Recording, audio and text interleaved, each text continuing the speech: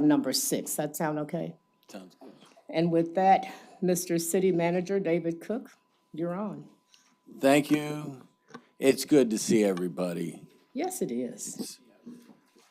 We had a little July recess. Now we get to see each other at least every Tuesday for the next number of weeks. All right, as for upcoming and recent events, we don't have any to announce at this time.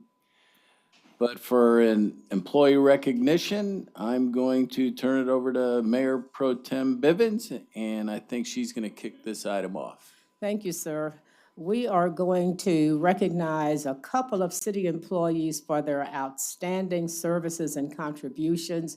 But because whoever wrote this, it's just way too long for me. Victor Turner knows more about these two employees than I do. Mr. Turner, are you present? Here he comes. I see Leah. Mr. Turner, you know there is a better microphone over there. All right. Everybody knows that. I don't know why I have to always remind people. Good afternoon, Mayor, Pro Tem, Council. Have 3 employees that up here, and this is the culprit here that sent an email recognizing John Kane and Mike Cheshire of our department. John and Mike have been with the city for about 12 years, and Ruth had been working with one of our elderly and disabled residents that had been having some trouble with her garbage, I believe. I believe her landlord wanted her to move large piles of garbage out to the curb. She was unable to do that. Ruth had called around and tried to get assistance from various places. And so she shared the dilemma with John, and John said he'll look into it. And lo and behold, Ruth gets a phone call much later. John and Mike has gone out to the lady's home. They've moved all the trash out to the curb, which was above and beyond their duty. That's not something they do. They're in our rehab program. And so they saw a need and they went and assisted that elderly resident of ours. And I want to thank Ruth for taking the time to write an email acknowledging it. And I believe she says, throughout my 20 plus years with the city of Fort Worth, I've had the opportunity to work with many people in many other city departments. However, John and Mike truly embody the city's mission, working together to build a strong community. This was demonstrated when they took time from their already busy schedules, to provide a service to an elderly disabled resident in need. She mattered to them. And so just wanted to recognize the employees as well as Ruth for their outstanding service and in recognition of the city of Fort Worth and representing the city very well. This is awesome.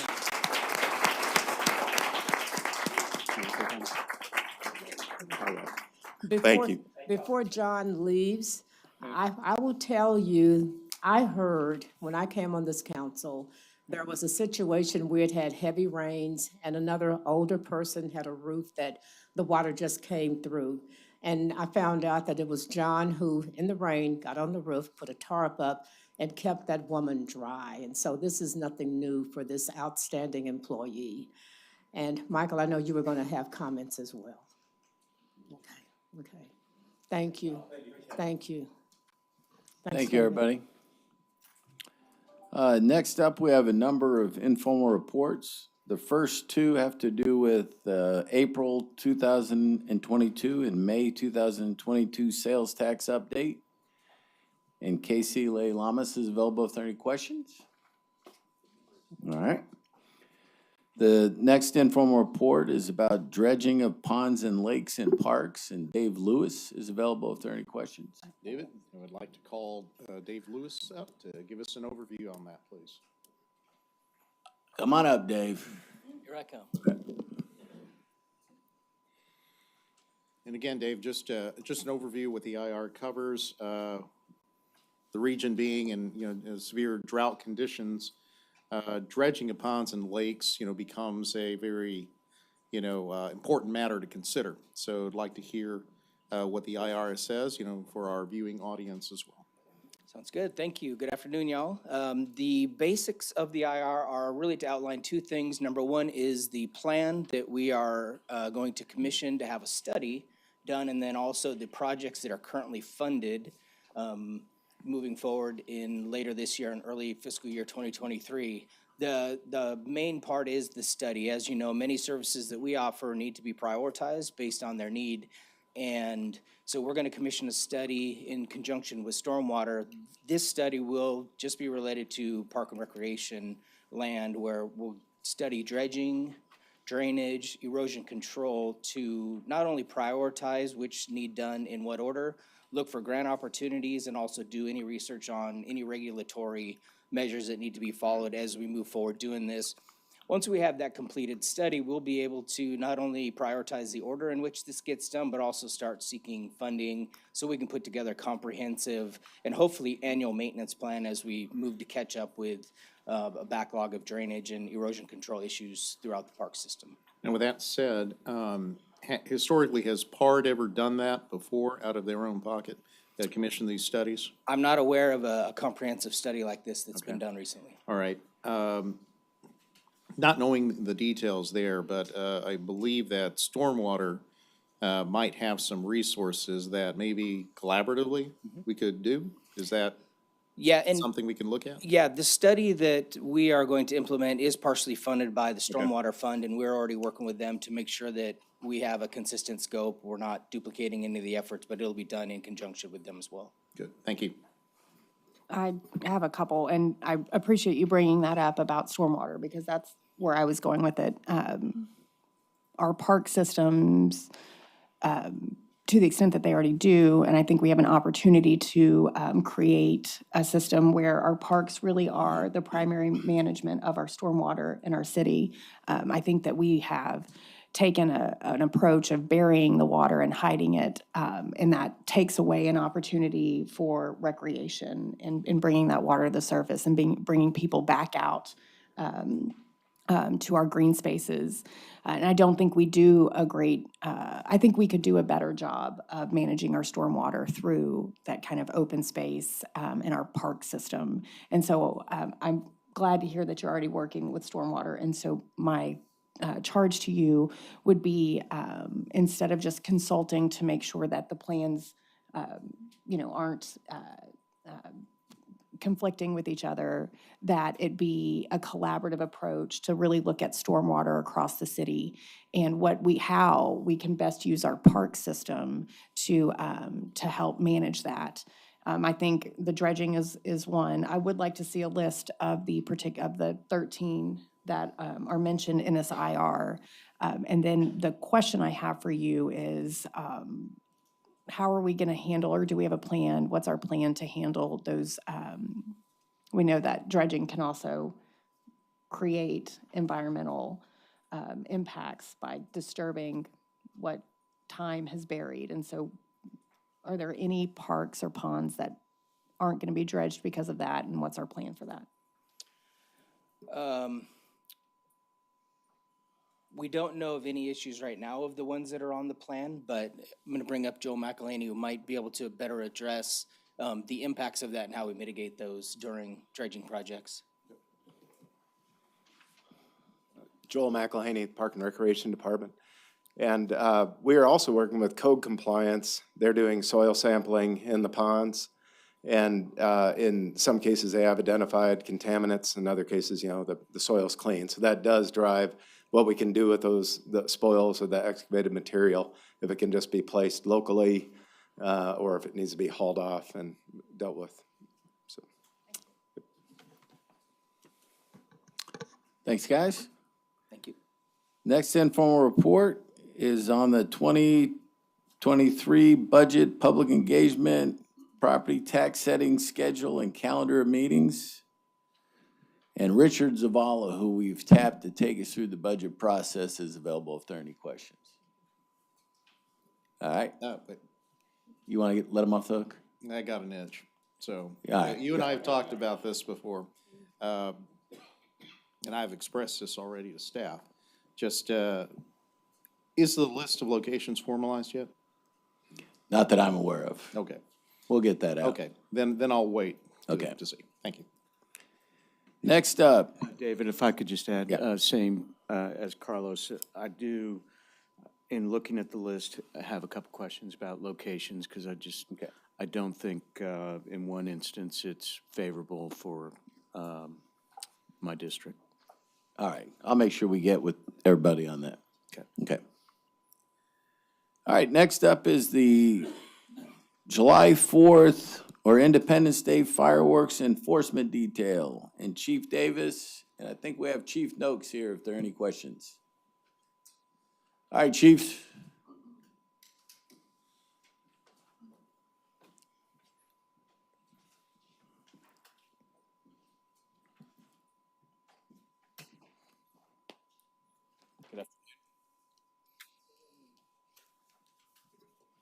Hello. So in reading this IR, I see here that there was a change in the enforcement strategy. Law enforcement officers monitored city cameras for violations and utilized license plate information to identify the persons involved that were violating the fireworks ordinance. And so my first question is to legal. Is that legal? Provided that there is evidence in the video that will help our prosecutors to positively identify the owner of the car as the person that is the proper defendant and the person that did violate our ordinance, then yes, we can use that video evidence. It may be a challenge to do that. It will just be a matter of us reviewing that evidence to see if that is something that our prosecutors can use. Do you think that they're prosecutable? Again, it'll be a case-by-case basis. It's my understanding, I spoke a little bit with Chief Noakes just before this meeting, that there is a potential that there's enough evidence in those videos to show it's not just the back of the car, so to speak, so that we see where the license plate is. So if there is enough in that video for us to show that it's clear that that's the person that violated the ordinance, then we would be able to prosecute. If there's not that much evidence in the video, we would not be able to prosecute those. And is there any other situation in the city where PD would view something and we would mail a citation to them outside of code enforcement? Outside of code enforcement, I can't think of one. No. Okay, so we don't. Can I answer that? Sure. So on June 30th, when I started making email and phone call interest about this project, I was told that police frequently send citations through the mail. I spoke to William Rumley in the courts. I spoke to Ben in the city attorney's office, and I was assured that it was not an unheard of practice and it occurred routinely, and that it wasn't anything new and outside of the norm for both the courts and for the prosecutor's office. Right, and just to clarify, we do mail citations. That's certainly not unusual. We do that a lot. But the identification piece is always the crucial thing in any of those. So often after the time that police have been called out to an incident, they'll mail citations after the fact. So that's not, that part is. But we're not doing that this is the only instance in which, based solely on what was viewed via a real-time crime center, and identification was based on information in the license plate that we're sending. I'm going to check with. To me, this is akin to that's the a case. red light camera violation. Would that be a correct legal analysis? Yes, except red light violations were civil in nature and this is criminal. But yes, in terms of the method, then yes, that'd be similar. All right, so chiefs, I am really not pleased that this happened. And the reason that I'm not pleased is because we recently went through a process where we worked with PD to develop and change some of our technology policies as part of the $74 million technology contract. A contract that I can speak for myself and safely for others on this council. Quite frankly, we were concerned with some of the technology and how it would be used. I made the motion for that particular contract because I felt personally that we had come to a really great place. And I trusted in you and your command staff and your word. this was certainly not in the scope of the policy intent that we had worked out as part of that. And I think Class C misdemeanors were one that was a sticking point for several of us to be comfortable with implementing that particular technology. But it appears here that that's exactly what y'all have done. And so I would just like some clarification on how you feel this is different than what we talked about generally in the LPRs and why, because to me, it seems like a direct violation of what we collectively discussed about council, what we wanted to see and how we wanted to see these used. And so if you're gonna not do what we ask, I'd like to know why. The tactics that were used for 4th of July this year came from repeated concerns we've heard from council, repeated concerns we've heard from constituents in the community about finding new ways to address the 4th of July fireworks situations.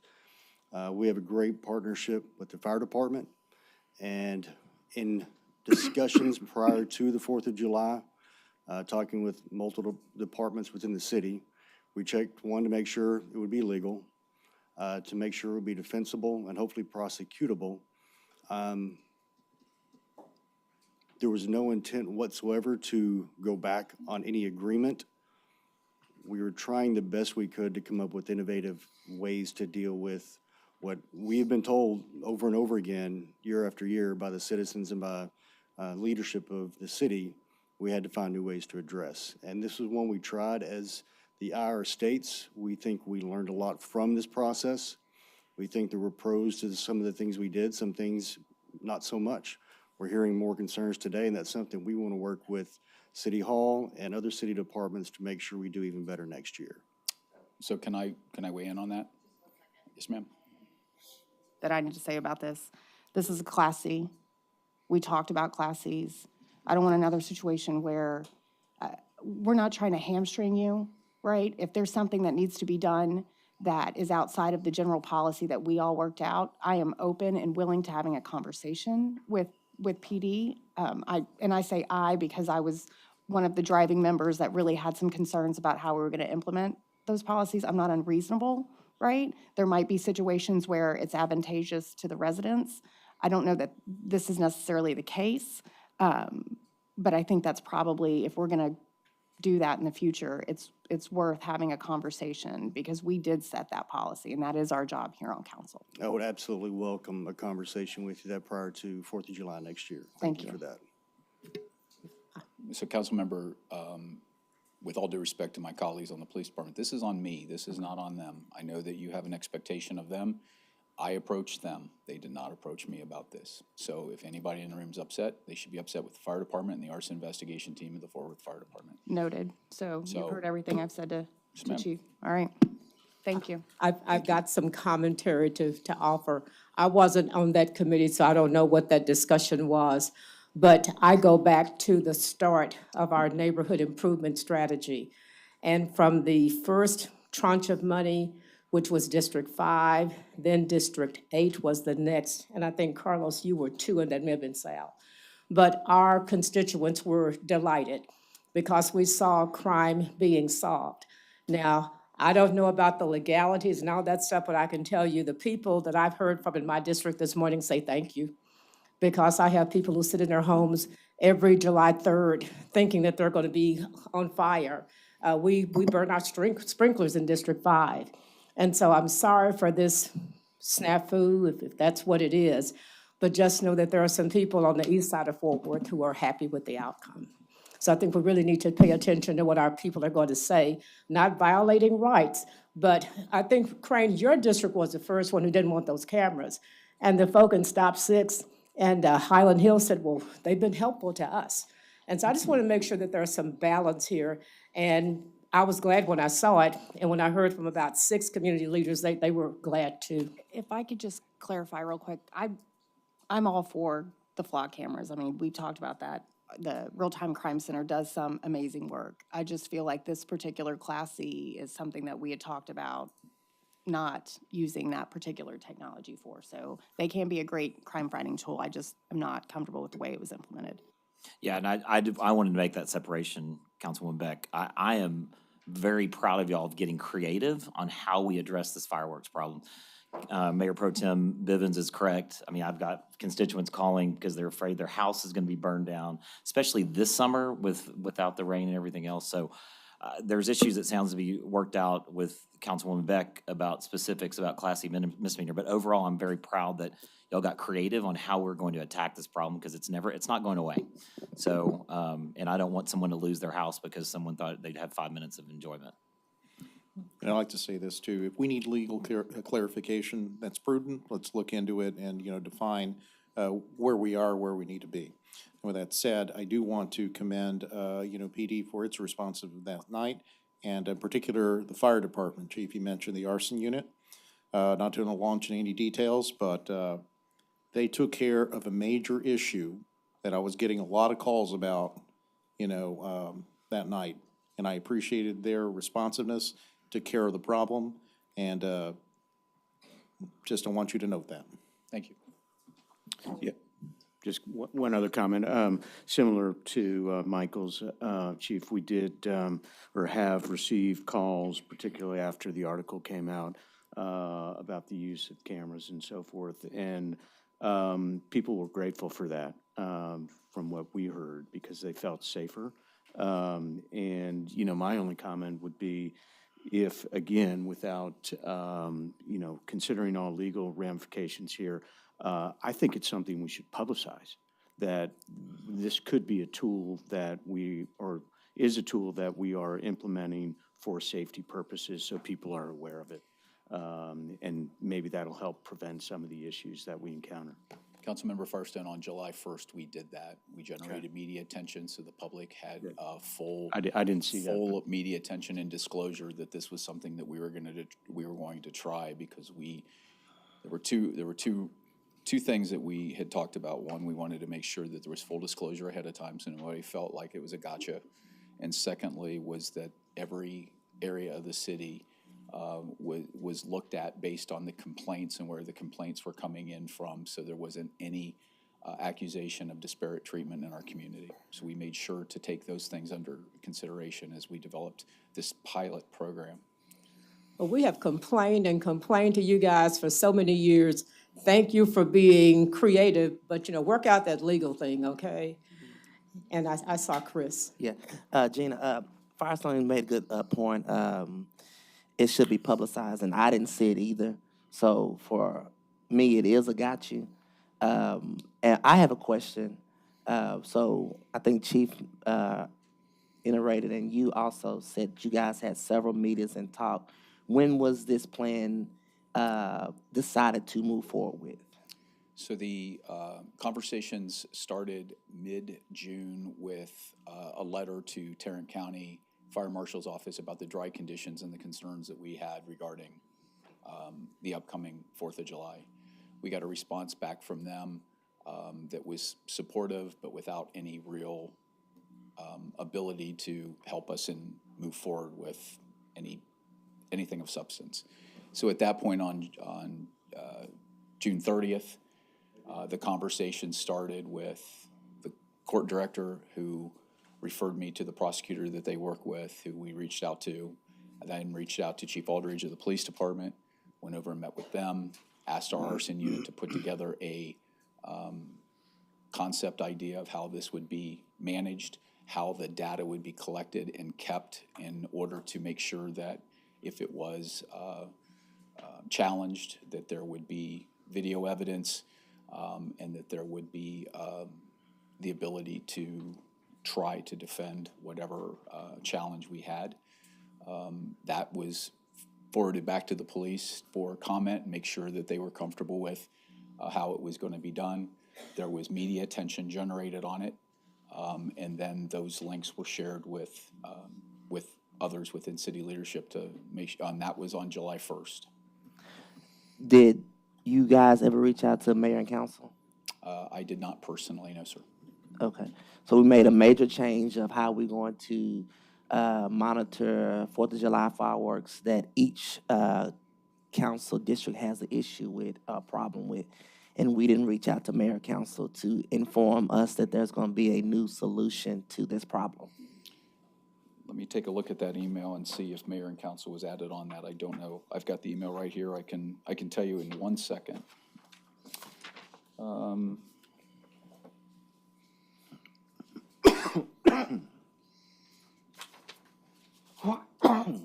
And while he's looking that up, I just want to support Elizabeth Beck on this conversation because I was one of the ones who had an issue with the C misdemeanors. And so I think there should have been a conversation had because we was very adamant about using these tools to make sure that there are not recourses that happen to our citizens who have other issues going on.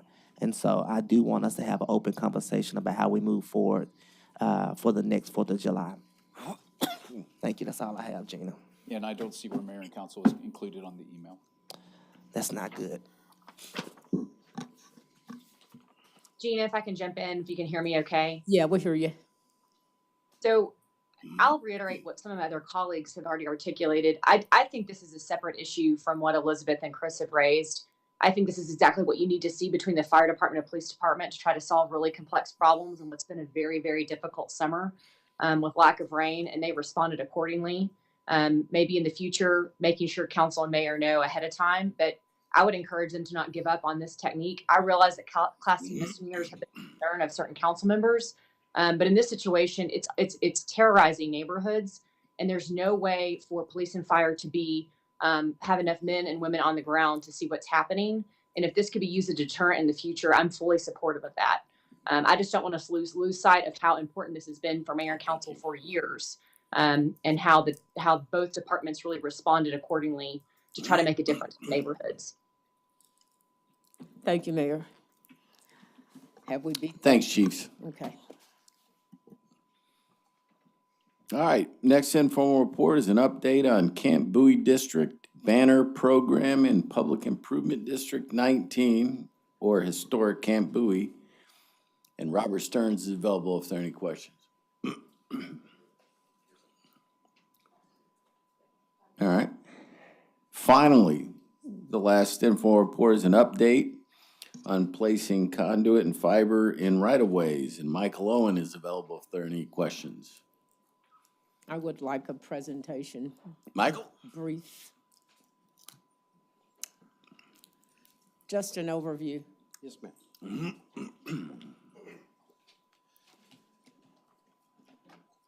So the item is addressing the question of can we install conduit or require city and development projects to install conduit to serve our community with the broadband expansion as well as wireless expansion.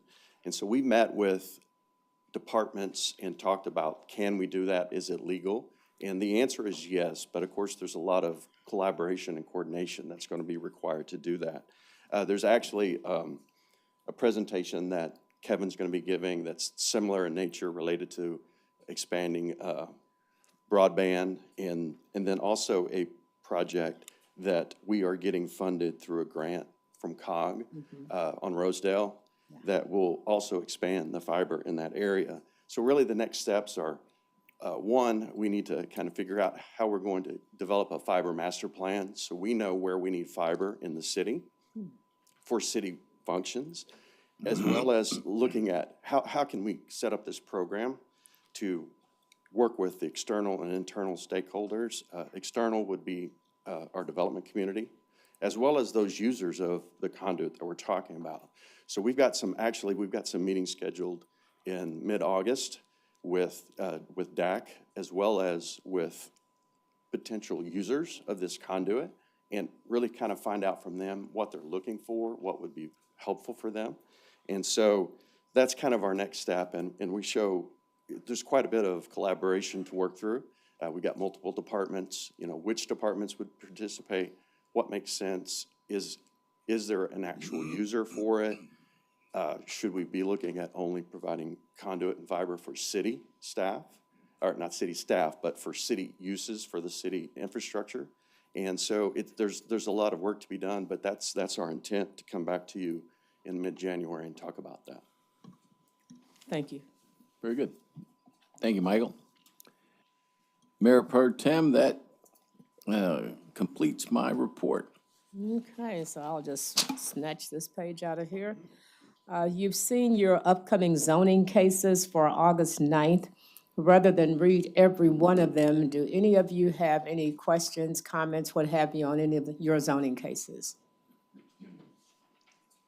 Okay, now that's not a tricky question. You all did read that stuff, right? Okay, good. Thank you for that suggestion, legal. Next item. Is this a tricky way of asking for future agenda items? I'll just read it as it says then. Any questions regarding city council action items for August 9th? For our next meeting, any questions concerning action items for next week's meeting? Good. Jared's not here, so we'll skip to broadband strategic planning with Kevin Gunn, IT Solutions, and Joe Fredoso, Mighty River LLC. Hello, Kevin. Hello, Val. Hey, Mayor Pro Tem and council members, we're here today to talk about an exciting topic, we think, broadband expansion here in our communities. We know broadband is influential in our society. We also know it's infrastructure that we all depend on, whether you're a student, a business, even residents trying to access technology, healthcare, telemedicine. City of Fort Worth has an opportunity to be at the forefront as we have conversations on broadband expansion. We have a chance to be innovative as we look at where to lay fiber, how to do it, how do we connect communities. We also have a chance to really focus on equity and understand where we have issues with digital equity. There are digital education gaps, and there are communities that don't have the same access to broadband and connectivity that other communities have. The goal of today's presentation, we have Kevin Gunn and we have our consultant from Mighty River, Joe Fredoso.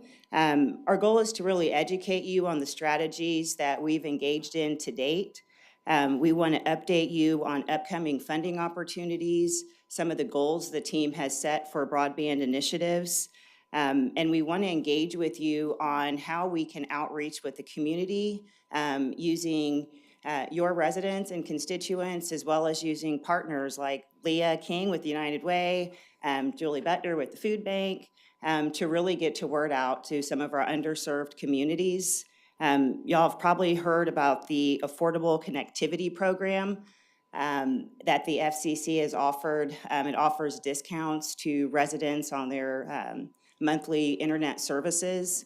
I think the last time we had checked, I believe it was less than 10% of eligible SNAP applicants were utilizing that discount. We want to engage with council members and our community partners on better ways to get the word out and help communities sign up and use that asset. But again, our goal today is to provide an educational update to y'all on our strategies as we plan to move forward. Val, before Kevin starts, when we talk about, from what we just heard, that DAC is going to be, engaged with this, DAC, all due respect, has a very narrow scope and often does not include the perspective of those who represent underserved communities. And so all of that stated, I think it would be helpful if you all at least extend notifications, invitations to council members when those conversations take place before DAC, because I don't think they would really know where I need some infrastructure such as that. Does that make sense? Yes, it does. Okay. Thank you.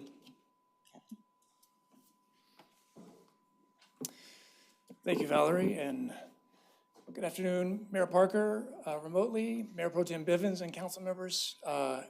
It's my pleasure to be here before you today, and welcome back. It's good to be here and about the business of the community. My name is Kevin Gunn, as was said. I'm the Director of IT Solutions, but also working on this broadband strategic plan to help improve access to broadband in our community. I've got a number of people who are helping me in that effort. As Valerie mentioned, Joe Fredoso here with Mighty River is our consultant. Also got TJ Patterson from the Legislative Affairs Division here at City of Fort Worth. He's been a great help running defense down in Austin and also keeping abreast of what's going on in Washington as far as broadband and policy and broadband funding opportunities. So very happy to be here today to tell you what's been going on, and a lot of work has been going on about broadband enhancement in our community. So we're going to talk a little bit about the need to improve broadband in our community, what is already existing, how we can improve what's called the last mile or that last piece of connectivity to homes and businesses in Fort Worth, what some of the goals we have through these efforts are, and talk about how we're looking for partners to help us in solving some of those problems, and then talk later on about next steps. I'm not here today to ask for any funding. I'm not asking for a vote or any other council action today. It's really just a briefing for your information, having a dialogue with you about these efforts. You probably already heard my spiel about why broadband is important. It bears repeating a little bit though, because City of Fort Worth started off as a frontier town, but yet it was able to thrive on the border of the frontier. And it's really attributed to a couple of things, but a lot of it is due to connections to networks, right? So if you think back to the Chisholm Trail and its connectivity to a broader trail system, and that sort of slowly evolved into a network of railroads, which crisscrossed the country, but there was a nexus here in Fort Worth. And then under the Eisenhower administration, that further evolved into the interstate highway network system. And Fort Worth has very strong connections with multiple interstate highways flowing through our community. Well, in modern life today and beyond, the network that brings commerce and that brings employment opportunities, and it brings educational opportunities, and brings families and healthcare all to the home. That network is the internet, and it is, for the foreseeable future, a major economic engine for our community, and we need to have strong connections to the internet the way we had strong connections to those previous networks. The thing about it is also that each successive evolution of those networks, so from the Chisholm Trail, which benefited a large swath of the country from the Rio Grande Valley up through Fort Worth and on to Kansas City and up to Chicago, all of the positive benefits that flow through that, the employment, the commerce, the quality of life benefits of education and healthcare and arts and entertainment, all of those things that flow out of that, benefited a large swath of the country. As it evolved into the railroad system, as you go further and further away from, say, a depot, say if you were within a couple of days' drive, we'll call it 100 miles, you received the benefits of that network, but if you were outside of that, you were left out. As we evolved to the interstate highway system, if you had an on-ramp or an off-ramp in your community, you thrived. If you didn't, you withered. So each successive evolution, the beneficial effects became more and more localized. With the internet today, it is neighborhood by neighborhood, or in some cases, block by block, whether you are in and receive the benefits of that network or whether you are left out. And so it's important that we have not just strong connectivity, but broad connectivity to the internet in Fort Worth to continue our position as a community that is thriving, that is vibrant, that is world-class, that has educational opportunities, employment opportunities, quality of life opportunities, and all of those things are accessed more and more from the internet. So that's why I put here that broadband, like all the other public infrastructure, like all the other utilities we've come to depend on, quality roads, quality water and wastewater utilities, quality stormwater utilities, quality electric utilities. We need quality internet service provider in Fort Worth to have that high quality of life that we expect from modern living. And so it has become almost a fourth utility and a thing that we have a vested interest in improving and bettering in our community, much the same way we do other public infrastructure. So we've done a lot of investigation about the access that we have existing in Fort Worth. We know from census data, so the American Community Survey is a census product that has come out in the years that are intervening between the decennial census. So we know from that there are about 30,000 households in Fort Worth with no internet access at home. Of those that do have internet access, we know about 60% have speeds of access to the internet that limit the benefits such as virtual education, remote work, telemedicine, so they don't have adequate bandwidth to do those things. Especially if, like during the pandemic, if you've got kids at home doing remote education, mom and dad at home doing remote work, and grandparents there taking advantage of telemedicine all at the same time, that really puts a strain on bandwidths. And if you don't have high bandwidth access, then that limits the benefit you get from that access. We also know that wired internet access, particularly fiber optic internet access, is more future-proof. So every year, the demand for bandwidth increases. As soon as you increase bandwidth, it's a lot like roads. As soon as you increase roads, more cars get on the road. As soon as you increase internet bandwidth, more demand for that bandwidth. So you got more streaming services, you got more educational services, you got more work activities that occur on that. So the demand for bandwidth continually grows, and wired internet access, much more so than wireless or radio services, is more future-proof. So if you're going to make an investment in infrastructure, you want it to be scalable and be able to provide the bandwidth needs for a long time into the future. Wired internet access does that for you. Existing service providers in our market have anywhere between 40-50% of the market share already covered, which is great for those people who have that access, but it discourages new entrants into our market. So if you're going to make a large capital investment, and providing fiber optics in a community is capital intensive, if you're going to make an investment, you want some certainty that you're going to receive a return on that investment. And with the existing market share that we have, that is discouraging people from entering our market and making that investment for fear that they're not going to make an adequate return on that capital.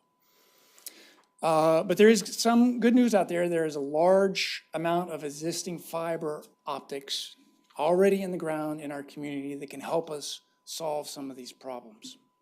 So I'm showing you a map here from a company named Geotel. It's essentially a marketplace for providers, and these red lines are existing fiber optics out there that service providers have gone to Geotel and said, I have capacity available, I want to sell it on the market. So this is a marketing tool for them. But it shows that for the city of Fort Worth and even surrounding areas, we've got good coverage of existing fiber optics. That's a great news, because a lot of areas around the country don't have this. They don't have what is called the middle mile, or those connections that extend from the service provider to the periphery of areas where the end users are at. We've got a lot of it here in Fort Worth, and that's good news for us, because that means we can go to service providers and say, we want to help we want you to help us solve this problem. The challenge is really within neighborhoods, and I'm showing you here, just zoomed in on a couple of neighborhoods where we've already made some public investments. But you see the fiber optics exist on the periphery of those neighborhoods.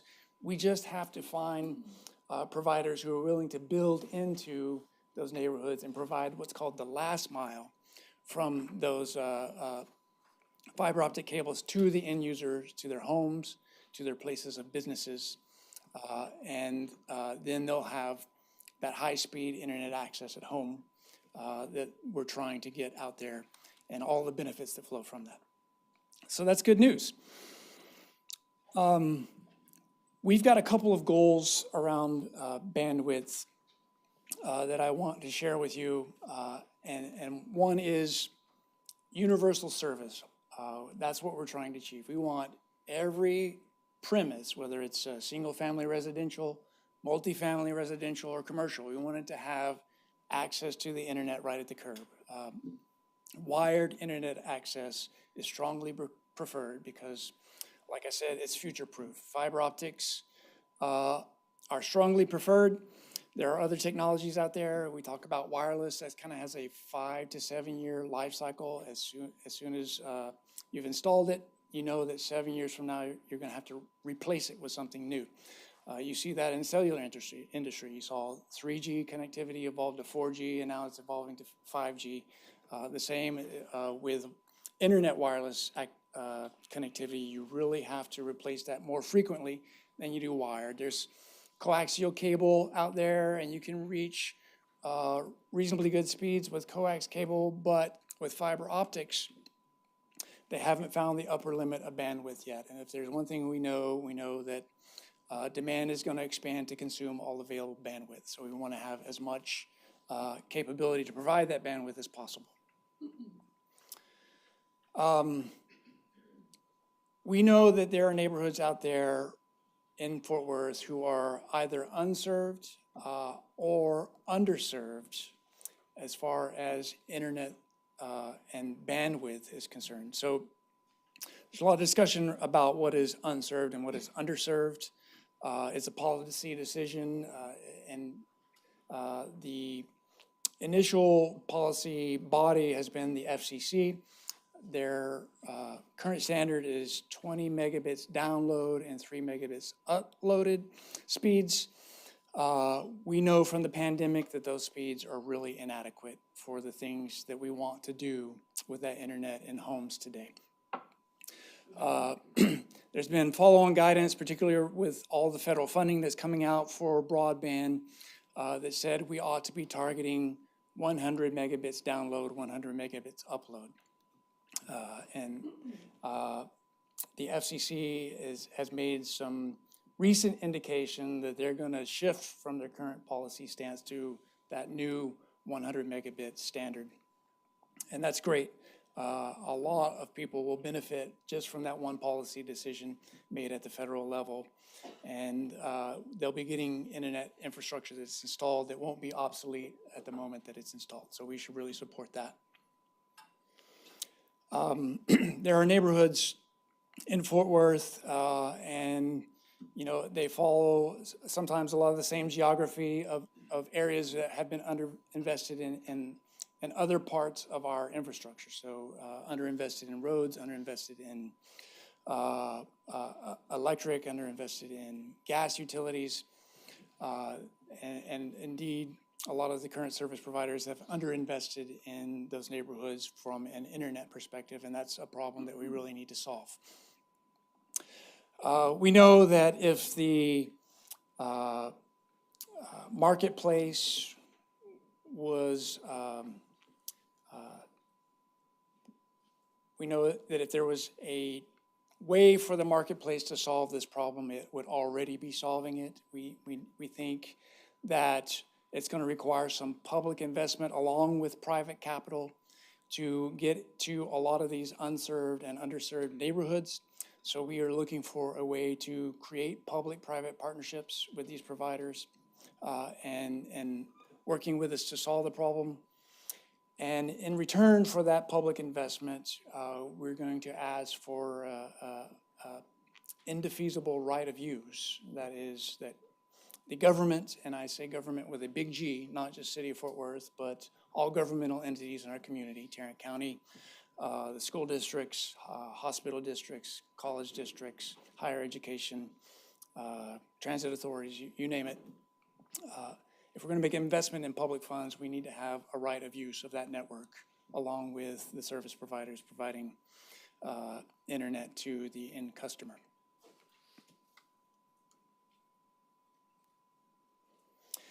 We've taken a lot of steps already. I've talked to you before about the neighborhood Wi-Fi efforts that are going on in 5 neighborhoods. That was really in response to the pandemic and the realization that as we shifted things to digital service delivery models, there are a lot of people being left out. So we went into areas where we had already made public investments and made some investments in Wi-Fi as a temporary measure and to provide some equity of access in those areas. Working with our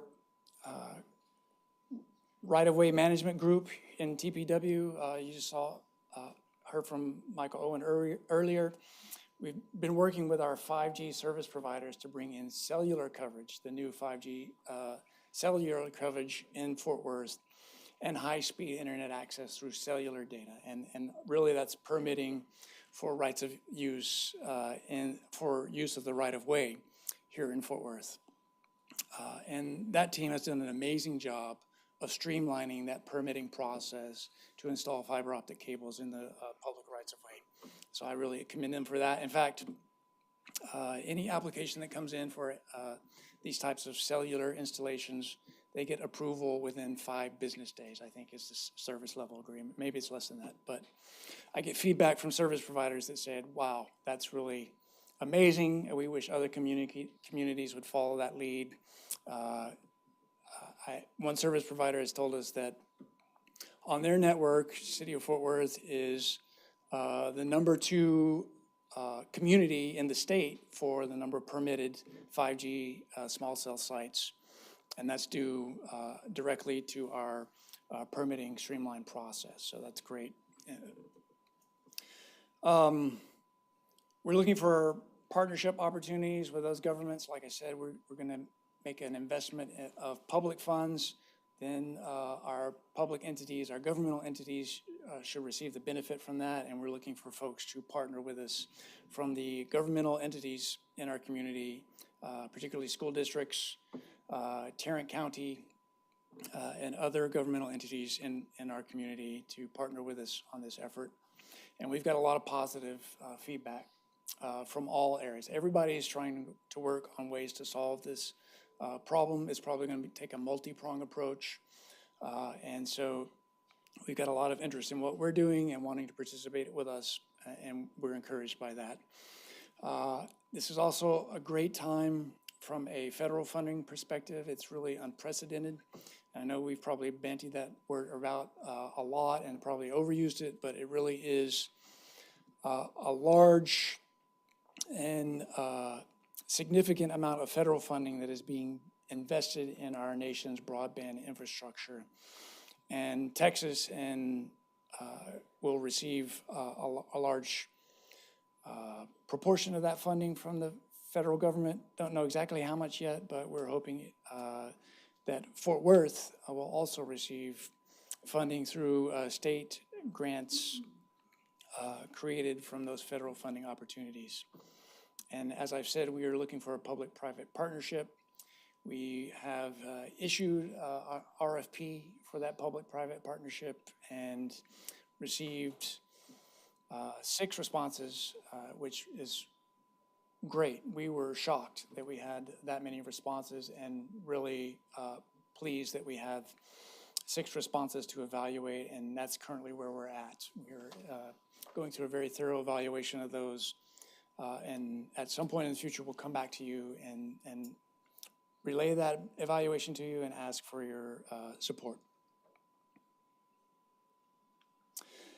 So I mentioned Joe Fredoso. I'd like to invite him up to the other podium over here to introduce himself and just give you a brief overview of what his background is. He's brought a lot of things to the team that we didn't have on staff, and so he's been a welcome addition and a great benefit to us. So go ahead, Joe.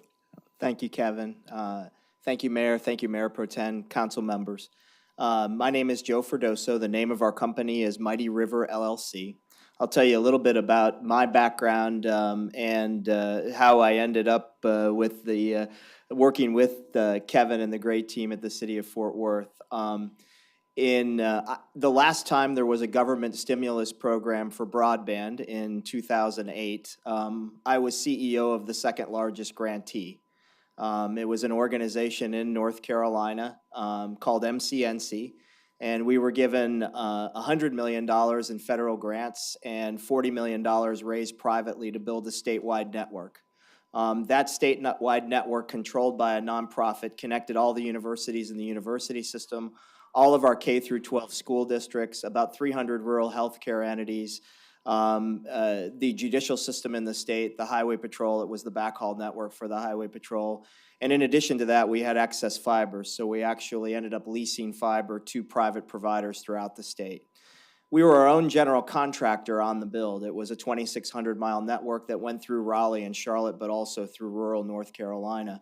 And learned a ton about building fiber, most of which I'd like to forget, but most of it has been beneficial for me. During that time, we successfully executed the grant.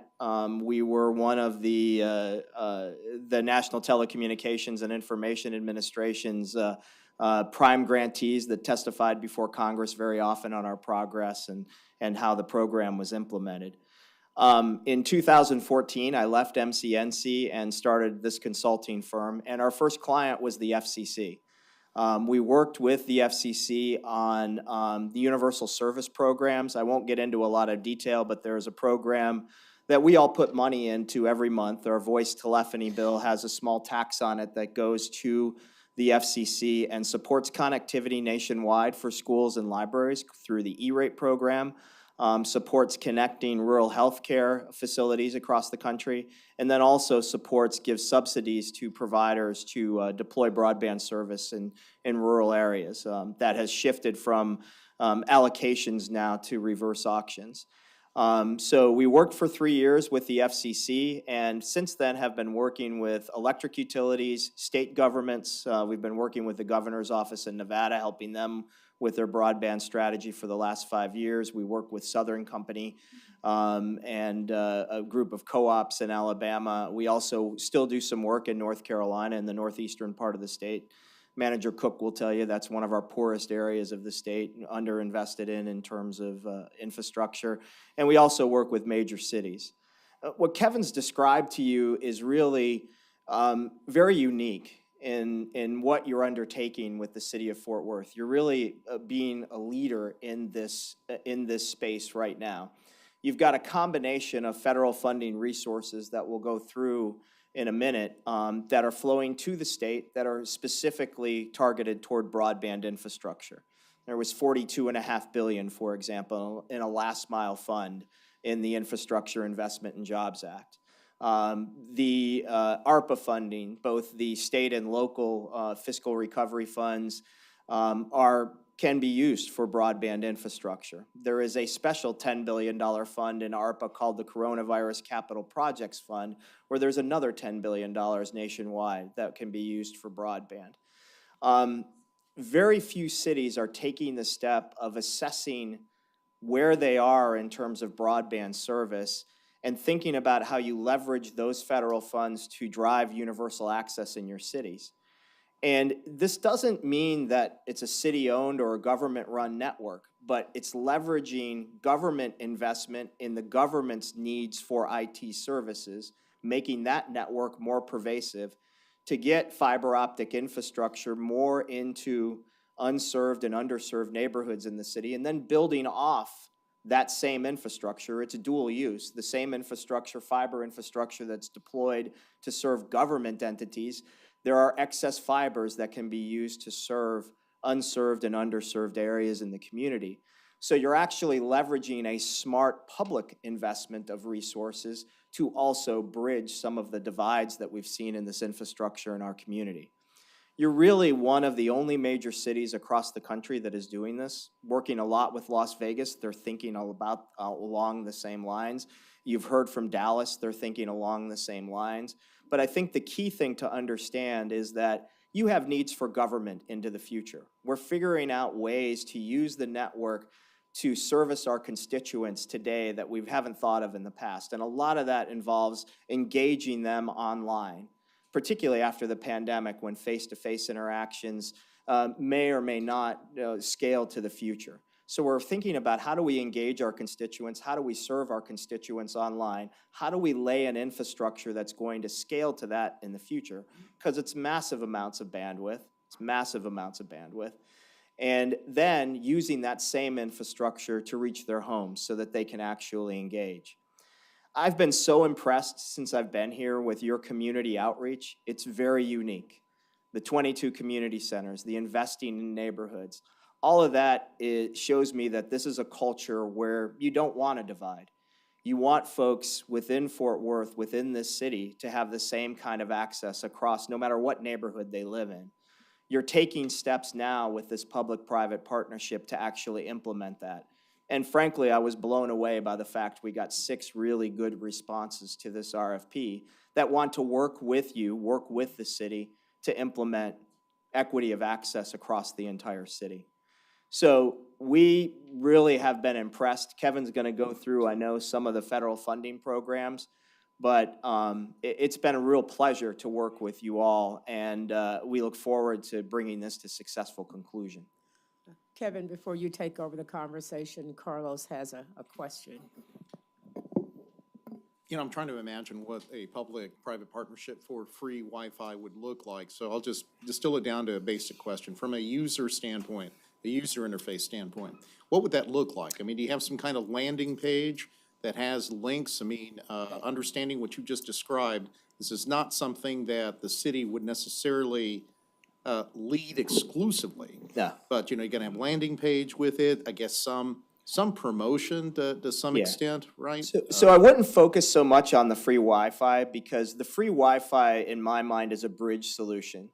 During the pandemic, you've identified areas of the city, whether it was where Fort Worth ISD had to deploy hotspots for families that didn't have internet access, or neighborhoods where you're deploying your free wireless service today.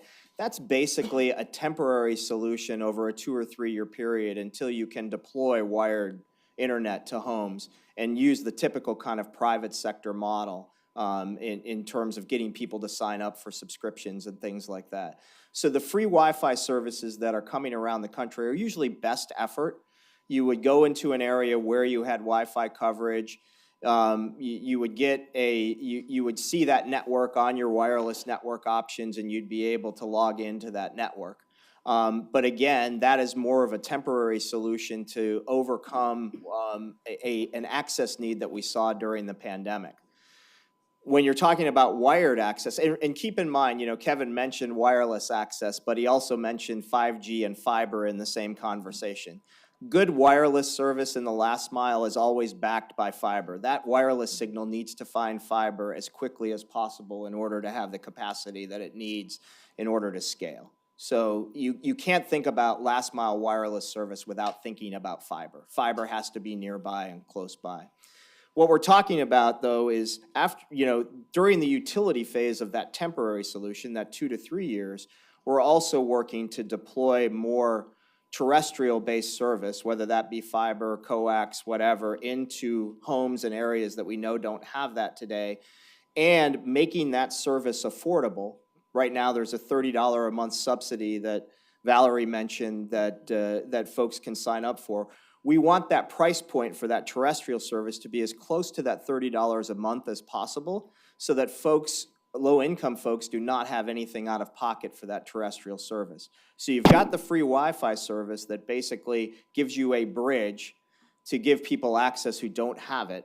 But then at the same time, you're thinking forward, building out a government infrastructure, building deeper into neighborhoods, and building a terrestrial solution to those same homes that need the temporary service, and then making it affordable for them to sign up for the terrestrial service, if that makes sense. So essentially, yeah, you're going from a wireless local area network to a yes, to a wired local area network. Yeah, and you know, you're making use of that wireless service. The wireless service that you're deploying now is going to have utility beyond the 2 to 3 years because it can be used as backup in case there are outages in certain areas. It can be used as government backup. It can be used as home backup. So you're not investing in something that's not going to have a good shelf life, but we want to make sure that as we go into the future, I mean, we all saw what happened during the pandemic, right? You know, even homes that were well connected, when mom came home, or when the head of the household came home, or dad came home, was working from home, and there were two children working from home, everybody was trying to do simultaneous video, real-time video during the time. Even households that were well connected struggled. So we want to make sure that Fort Worth is the city that can hold itself out as the city that says, you know, no matter what needs we have in the future, no matter what we face from a pandemic, public health perspective, or you know, even days like today where it may not be good to go outside if this happened during a school day, and it is for some children, you know, can we switch to virtual seamlessly because of weather conditions or other things? And you've got to have a wired infrastructure in order to make that happen. Understood. Mayor Pro Tem, if I could just take a moment of privilege, and I should have done this earlier. I wanted to acknowledge, I don't know if she's still in the audience, Gloria Sando, who's a TCC student majoring in business, who is here, or was here, you know, as part of our work session. Are you here still, Gloria, or have you left us?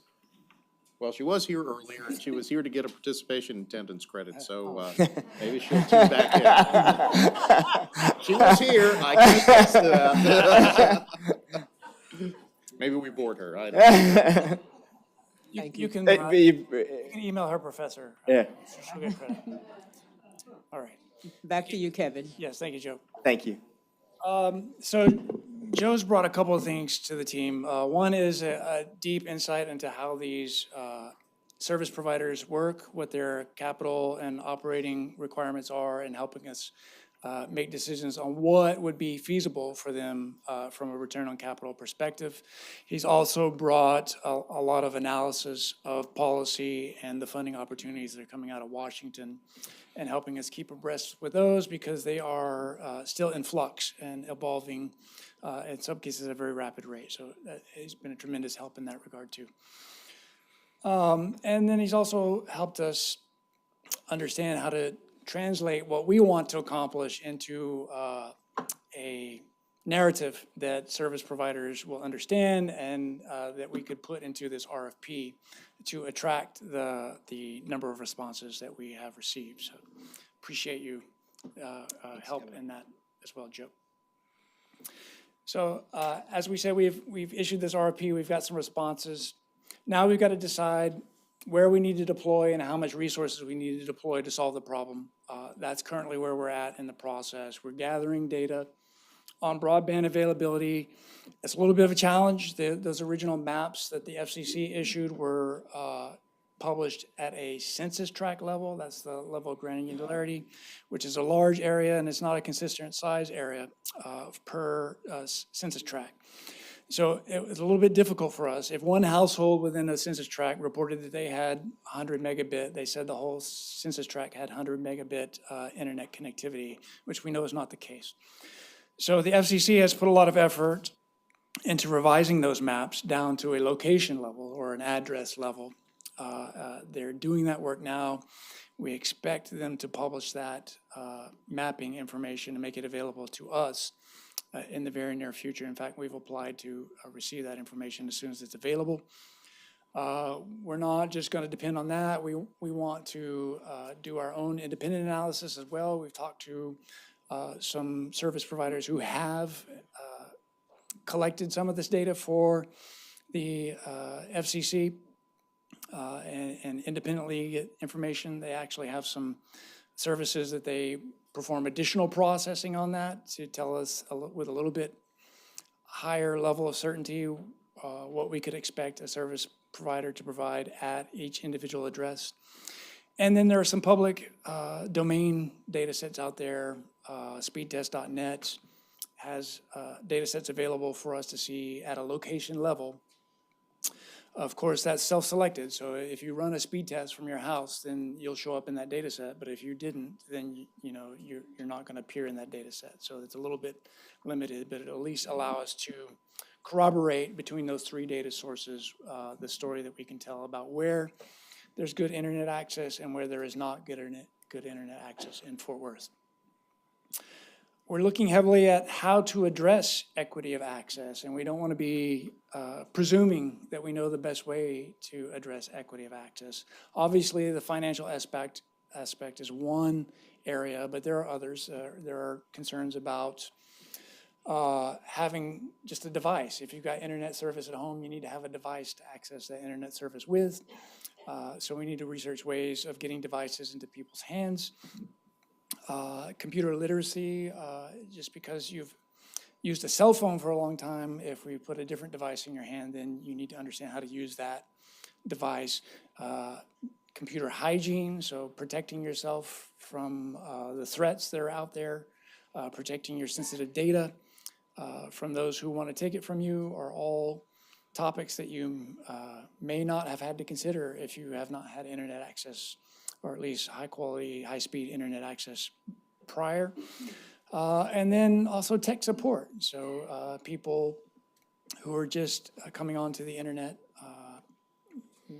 may need help with their device, or may need help with software and traversing that learning curve. It would be great if we had resources available to them to help in that regard. So we're researching those aspects of internet access as well. And then timeline, once we've found a partner that's willing to enter into this project with us and have identified the resources that we need to mobilize for that project, then we expect as soon as ground is broken, it would take about 5 to 7 years to build out that network within the city of Fort Worth. And that's great because that'd be right about the time those neighborhood Wi-Fi installations would be reaching their end of life. And so we would retire those and replace them with the wired internet access.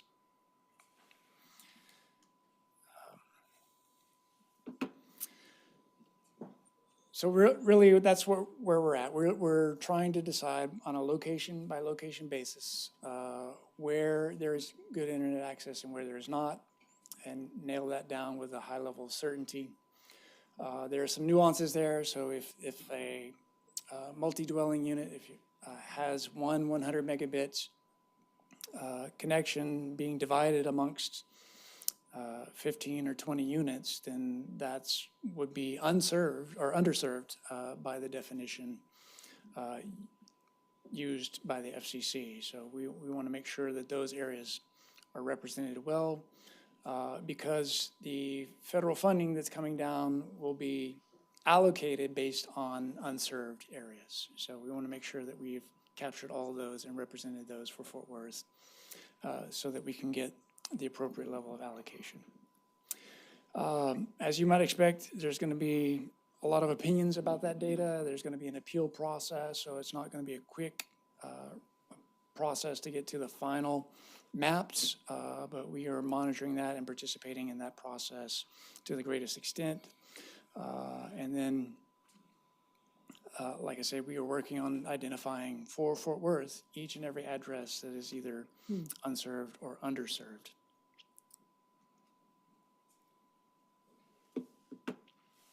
As far as funding options, we want to leverage that federal funding that's being made available to the greatest extent. We want to partner with other governmental entities who are also eligible for federal funding and pool that. And in fact, we've received indications that those partnerships among government entities will be viewed favorably in the application process. So all those collaborative submissions would be reviewed very favorably in the review process.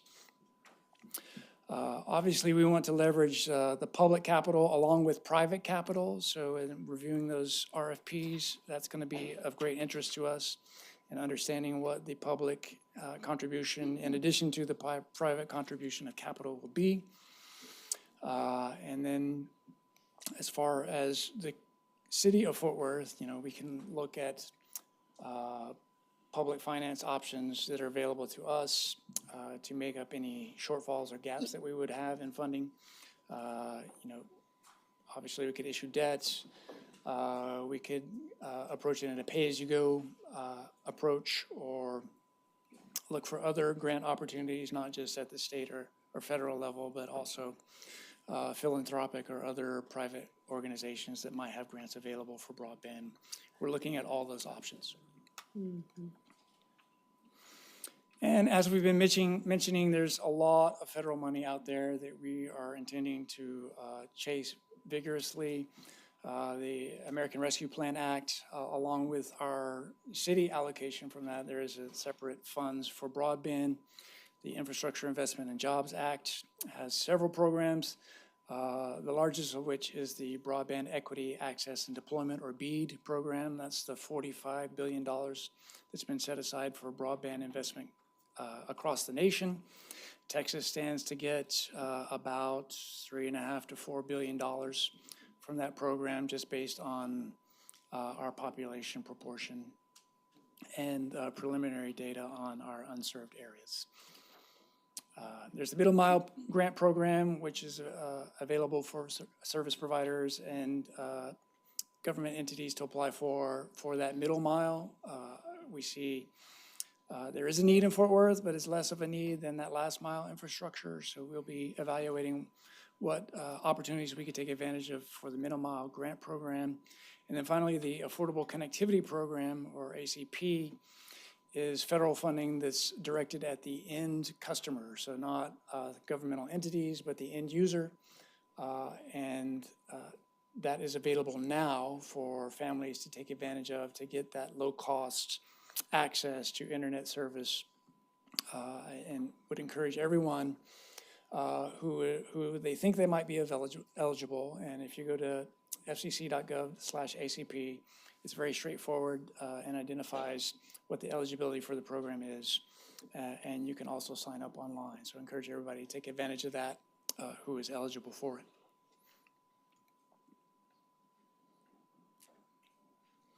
At the state level, the governor created the Broadband Development Council in 2019, and they met. This was pre-pandemic, and they were already looking forward to the need for broadband expansion in the state of Texas. Of course, following the pandemic, this legislature passed HB 5, which created the Broadband Development Office under the Controller's Office, and it will be the agency at the state level that administers those federal grant programs. They develop the rules and guidelines and determine and evaluate applications for award in that office. Fort Worth has been engaging heavily with that Broadband Development Office at numerous touch points. One is we hosted one of the statewide listening sessions here in Fort Worth over at the Convention Center. Mayor Parker opened that meeting and introduced Comptroller Hager, and it was well attended. We had, I can't remember, almost 300 people showed up to give testimony about what the challenges are in getting broadband in Fort Worth, and provided that input as the Broadband Development Office was developing their state broadband plan.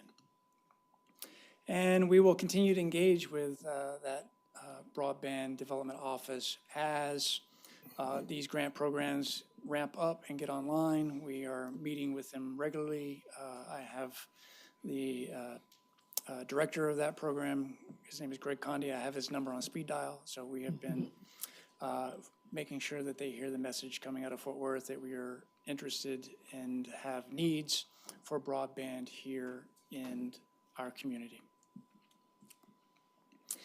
Finally, next steps, we want to complete that RFP process and bring a recommendation for award to you here.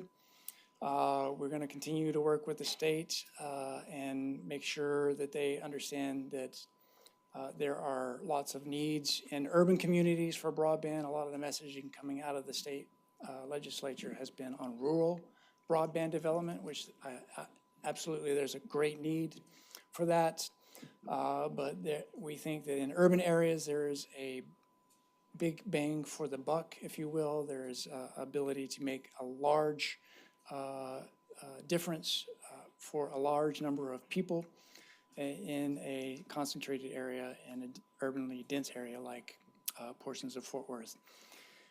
We're looking at how to best enable growth. We know the city of Fort Worth is growing. We're adding about 20,000 people a year. We're growing in population as well as land area.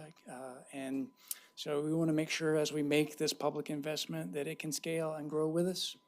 We don't want it to be a one-time thing. So we're looking at how we can facilitate increasing network and fiber optic availability in Fort Worth. Like Michael Sire stated, we're looking at installing conduit along with our capital program. We're spending hundreds of millions of dollars on road improvements in our community. We're going to be moving dirt and turning dirt for water and wastewater projects.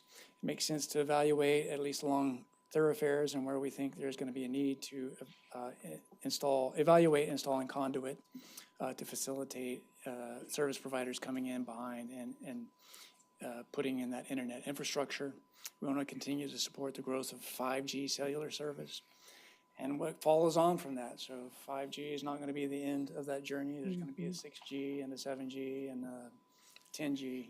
So we want to continue to support that in our community because as businesses are looking to relocate and invest in our community, they're not looking at just the wired internet access. They're looking at what is available for their employees as well. So they want their employees to have great internet access. The best and brightest want the latest and greatest, and that means high-speed cellular service. That means high-speed internet service at home. And we want to make sure that we have a community that can support that. And then we're continuing to encourage and evaluate technology evolution. We've got a lot of great technology here in Fort Worth. I'm thinking about our Facebook data center, our Amazon and Walmart technology assets that we have. There's a lot of innovation going on as far as transportation technology up at Alliance Airport that you've heard some about. All of that stuff relies on high-speed data communications. All those autonomous vehicles, autonomous trucks, autonomous aerial vehicles require high-speed communications. We want to make sure we have the infrastructure for that here in Fort Worth.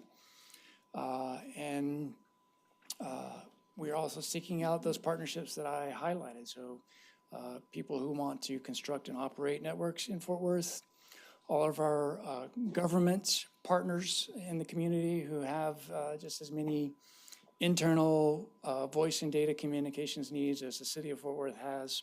If we've got a broad fiber optic infrastructure that we've made a public investment with and have a right of use with, that helps all of the government entities in Fort Worth.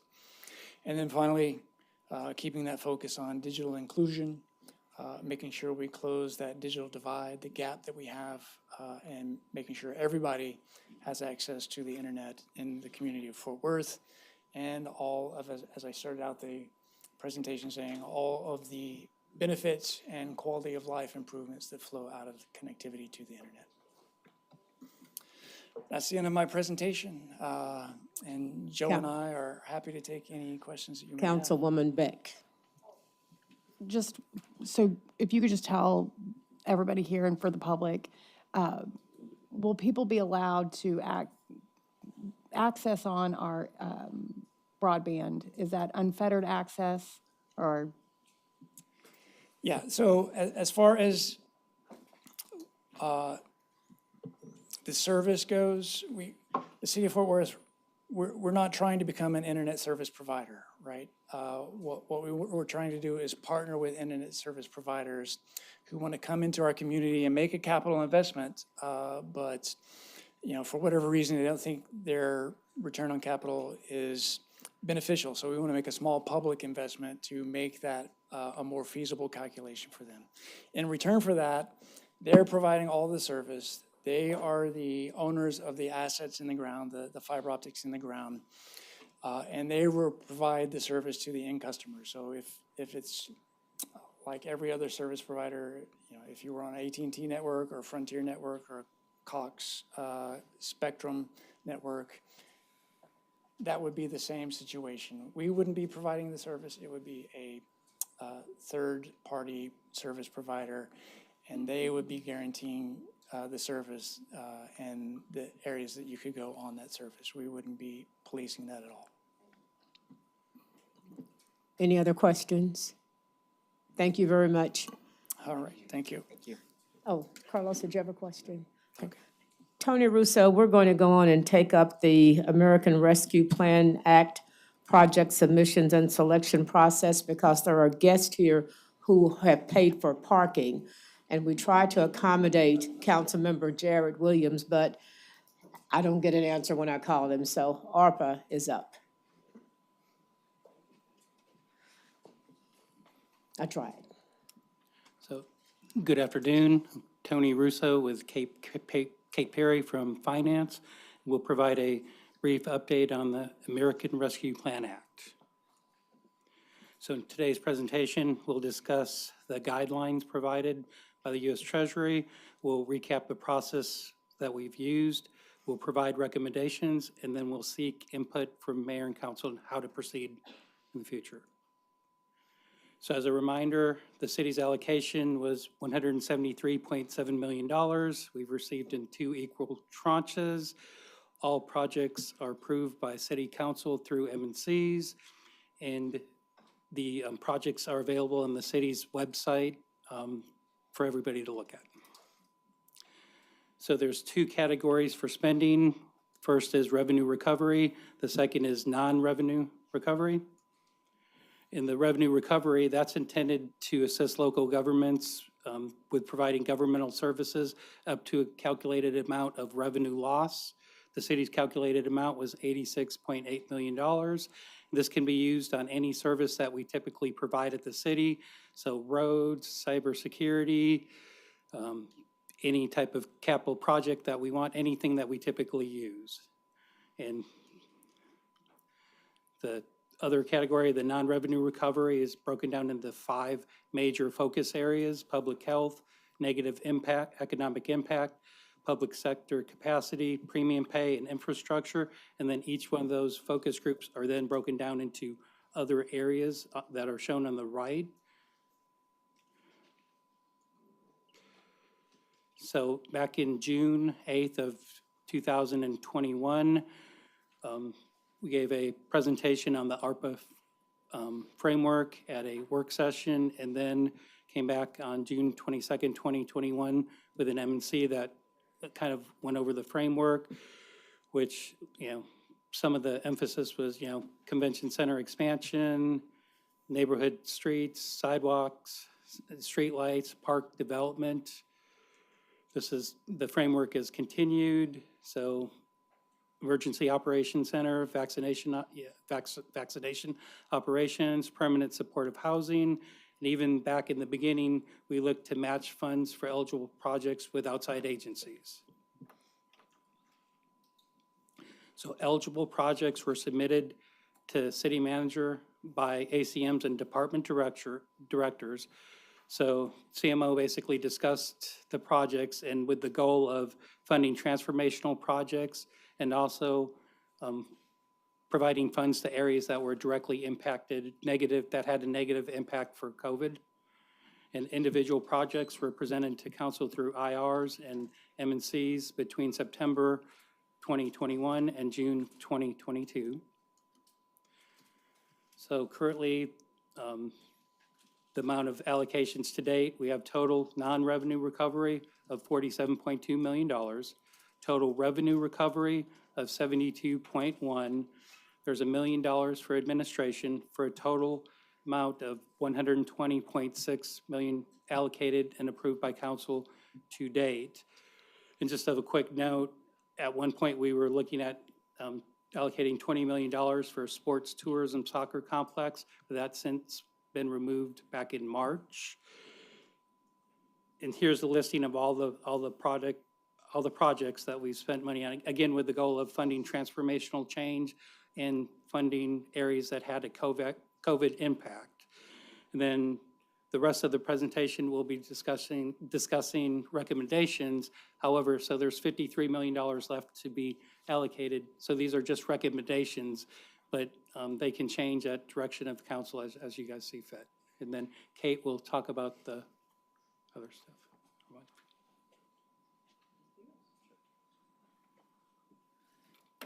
Good afternoon. Now that we've seen what council has already approved for allocation, we're going to take a look at the unallocated amounts that Tony mentioned. So there's a small set of projects that have been approved by the CMO team but have not made it to council yet. And so you can see the infrastructure projects that were outlined on the framework. And you've got both parks and TPW performing infrastructure improvements. You've got streetlight improvements for 30 neighborhoods. You've got park improvements. You've got improvements to the Fort Worth Zoo.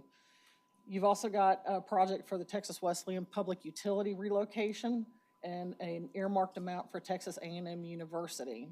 So the total of those is $25.2 million. And so we come back to the balance of the $53.3 million previously mentioned. We've got 25.2 in the previously identified projects, which leaves us with a balance of a little over 28 million to look at to determine more allocations. So on April 14th, we issued a request for proposals. The departments worked with organizations to provide these submissions, and they had a deadline of May 13th. So they had right at a month to get these turned in. And so FMS reviewed all these projects to determine eligibility. So once we determined that these projects were eligible or ineligible, they were submitted to the CMO team again, who prioritized those projects and discussed related to the city's needs and benefits. We looked at projects within the qualified census tracts and the majority minority areas. Those were encouraged because we've already defined those groups of people as disproportionately impacted by the pandemic. Consideration was also given to projects that leveraged funds with other organizations, such as Tarrant County or some of the nonprofits in the area. So we wound up, the breakdown of the 28 million was $8 million for revenue recovery and a little over 20 million for the non-revenue recovery amounts. So this is the listing of the revenue recovery project submissions. It is in order by the highest amount to the lowest amount. You can see at the bottom that we had about $32.5 million submitted, and there was only about 8 million to fulfill those project requests. So the recommended projects there under the revenue recovery provision were two for Will Rogers, the air handlers project and the renovation. These were addressing a lot of customer concerns with the facility, and we believe that they'll have a transformative, lasting impact for that facility. So the total of those two together is almost $8 million. It left us with a residual amount of $165,682, which we're going to hold for a contingency. Then we move on to the non-revenue projects. There is a lot of them. The total submitted was over $100 million. We've only got 20 million that we can allocate. Again, they are in order by the dollar amount. And so we have some recommended projects there. We're looking at the deeply affordable housing. This is related to the Tobias Place. This is leveraging other funding. There's Tarrant County funding that is being reviewed, has not been approved yet. And then there's multiple other sources for that project because it's big. The Tarrant Area Food Bank is a little over $3 million. This facility would double the capacity of the food bank. And the Tarrant County has awarded $4.8 million contingent upon the city awarding the $3,200,000. And then there are other funding sources leveraged there as well. So then we move on to the public safety workers' comp, the COVID claims for police and fire. These are folks that have contracted COVID on the job, and now we have very large claims for workers' comp.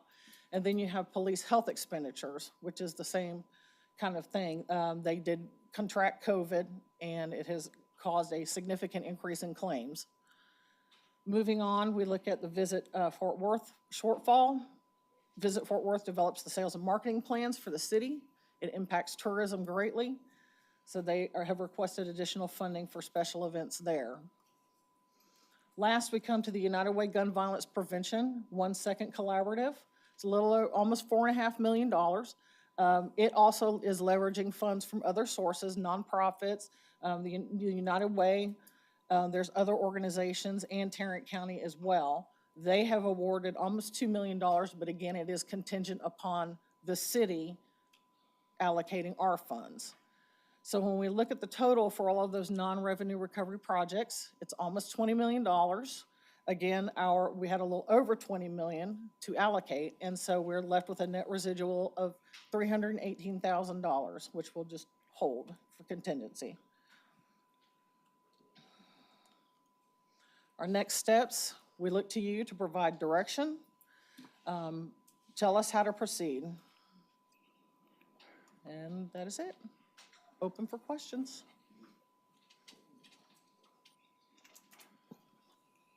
I see Leonard. Yeah, if you could go back maybe to Sure. slide 15, I just was confused about something when you identify the, slide 15. What is the IT network refresh? I didn't see that in anything, in any subsequent slides. That was a request from the IT department to move ahead with our refresh schedule for the internal laptops. They're behind on the Okay. refresh schedule. Okay. So that's what that is, Okay. providing funds to. Great, thank you. Carlos. Let's see, I'm trying to find the slide, just a moment. Under recommended projects for non-revenue recovery,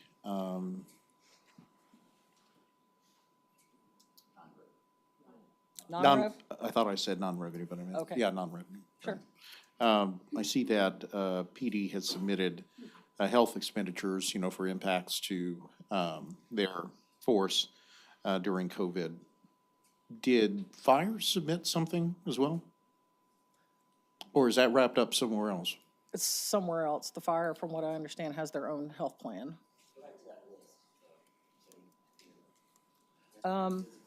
They had fire physicals, right, and they also had a request for the COVID backfill. Okay. The overtime that was created because they had people filling in for other firemen who had COVID.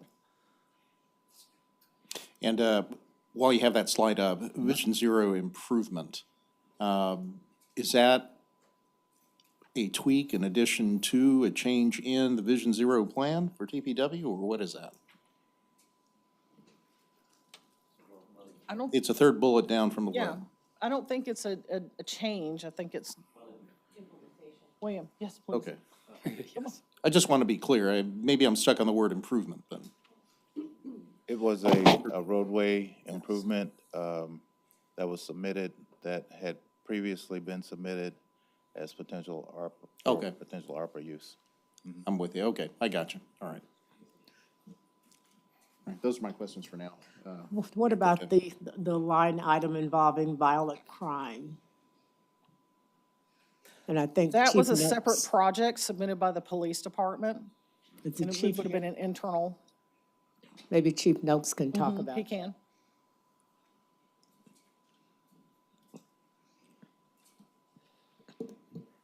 I don't know what his input or questions would have been, Chief, but I brought that up because I know that was Jared.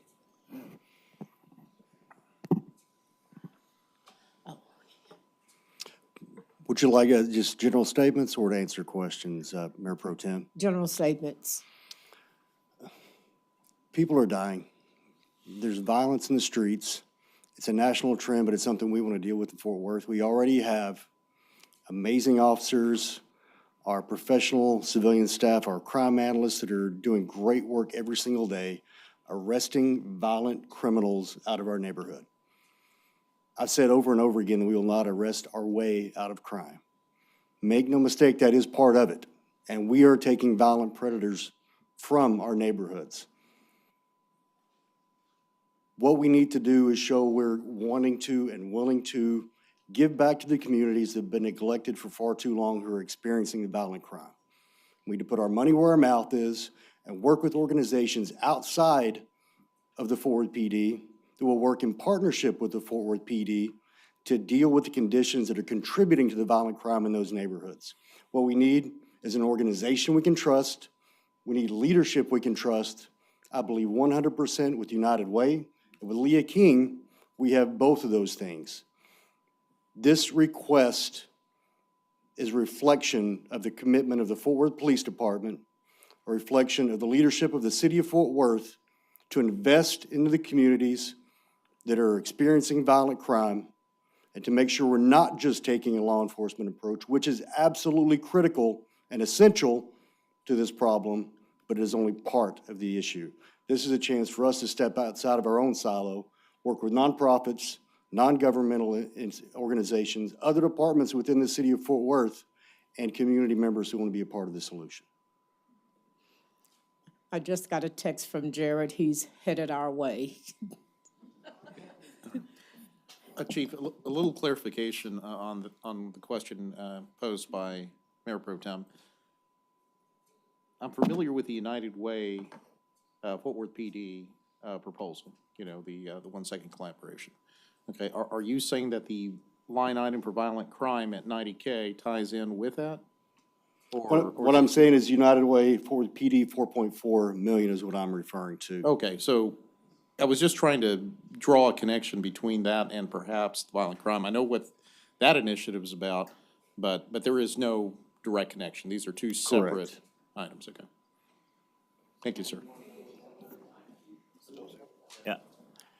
For clarification on the 90K, that's for overtime dealing with the violent crime. That's the law enforcement portion, not the more the community building portion we're talking about with the 4.4.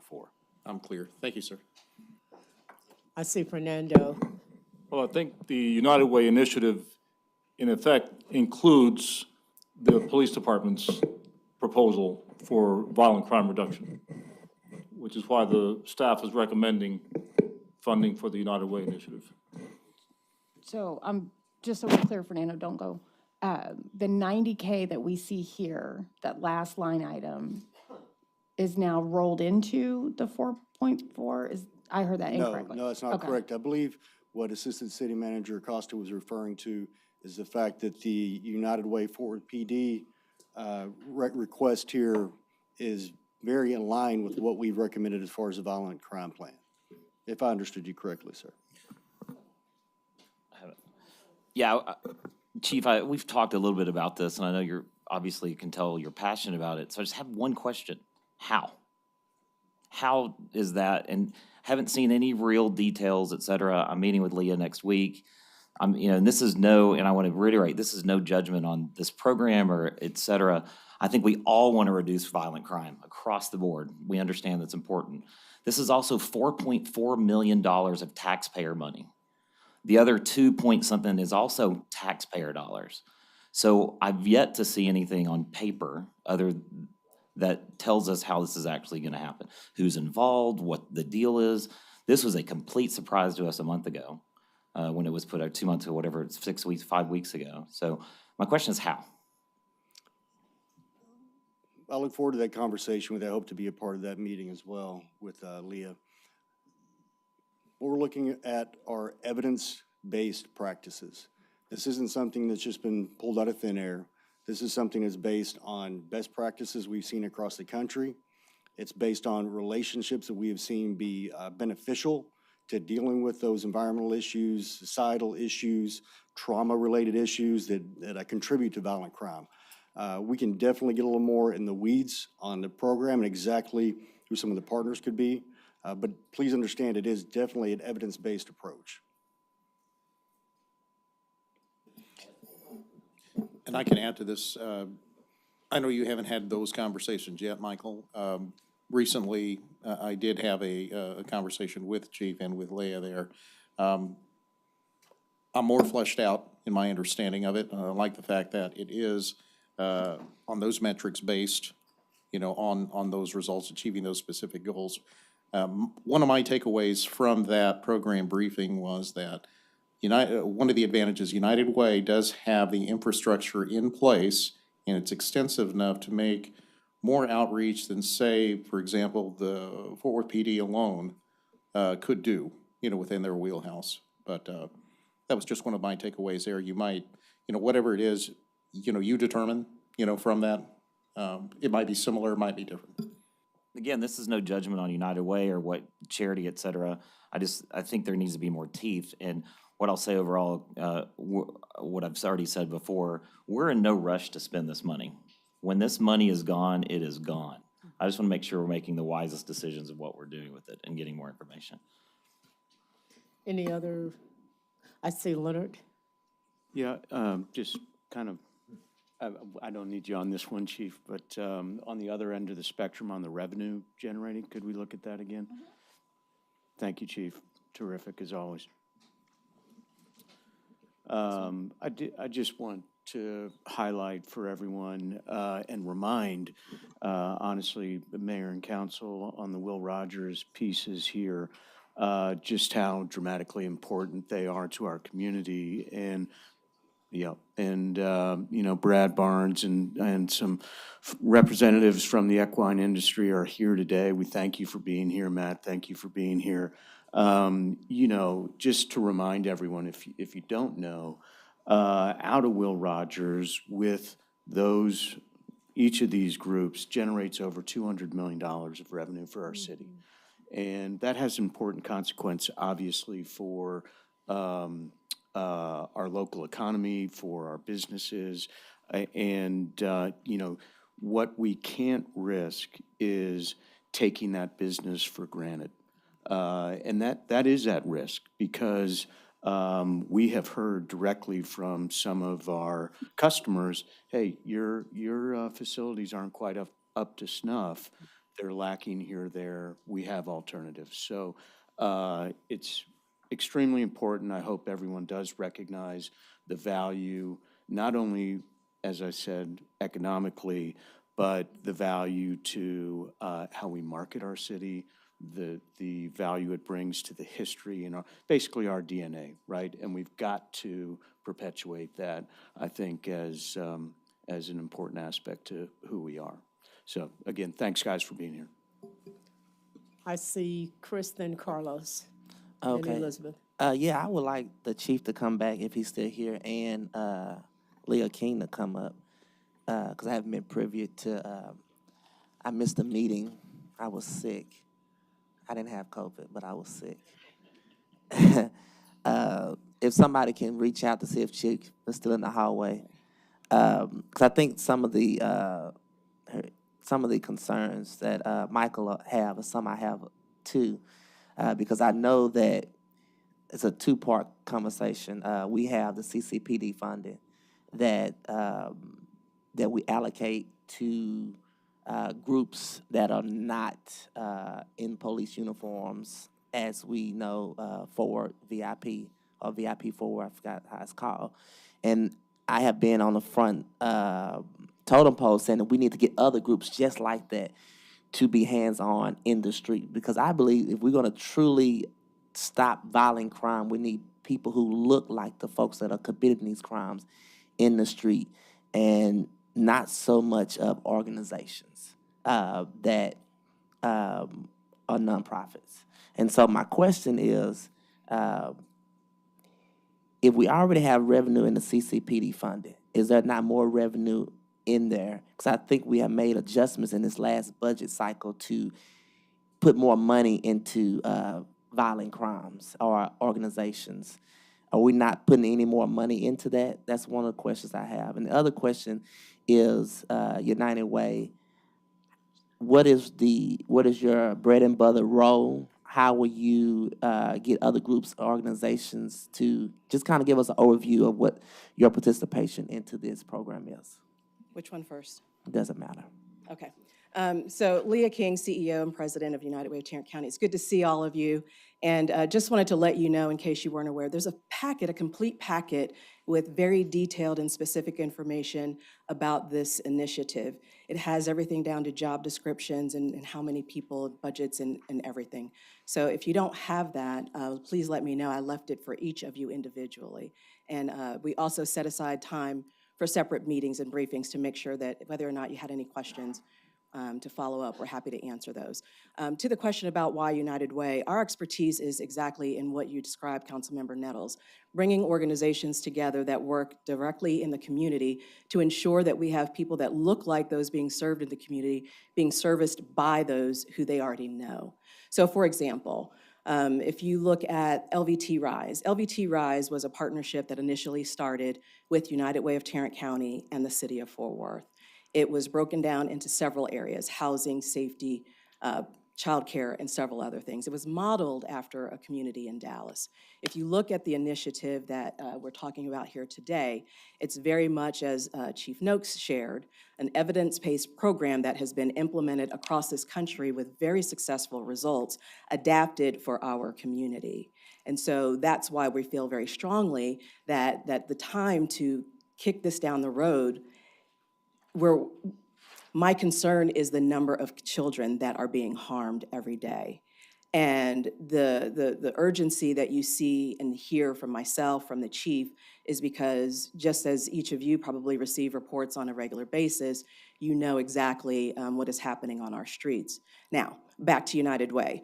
What we do is we put out RFPs on a regular basis. We invite organizations to apply for funding. We give very specific regulations and kind of guardrails on what they ought to be applying for. But beyond that, we're not just here to write checks to organizations. We're here to solve problems. And so if they are unable to address the problem, they are not awarded funding.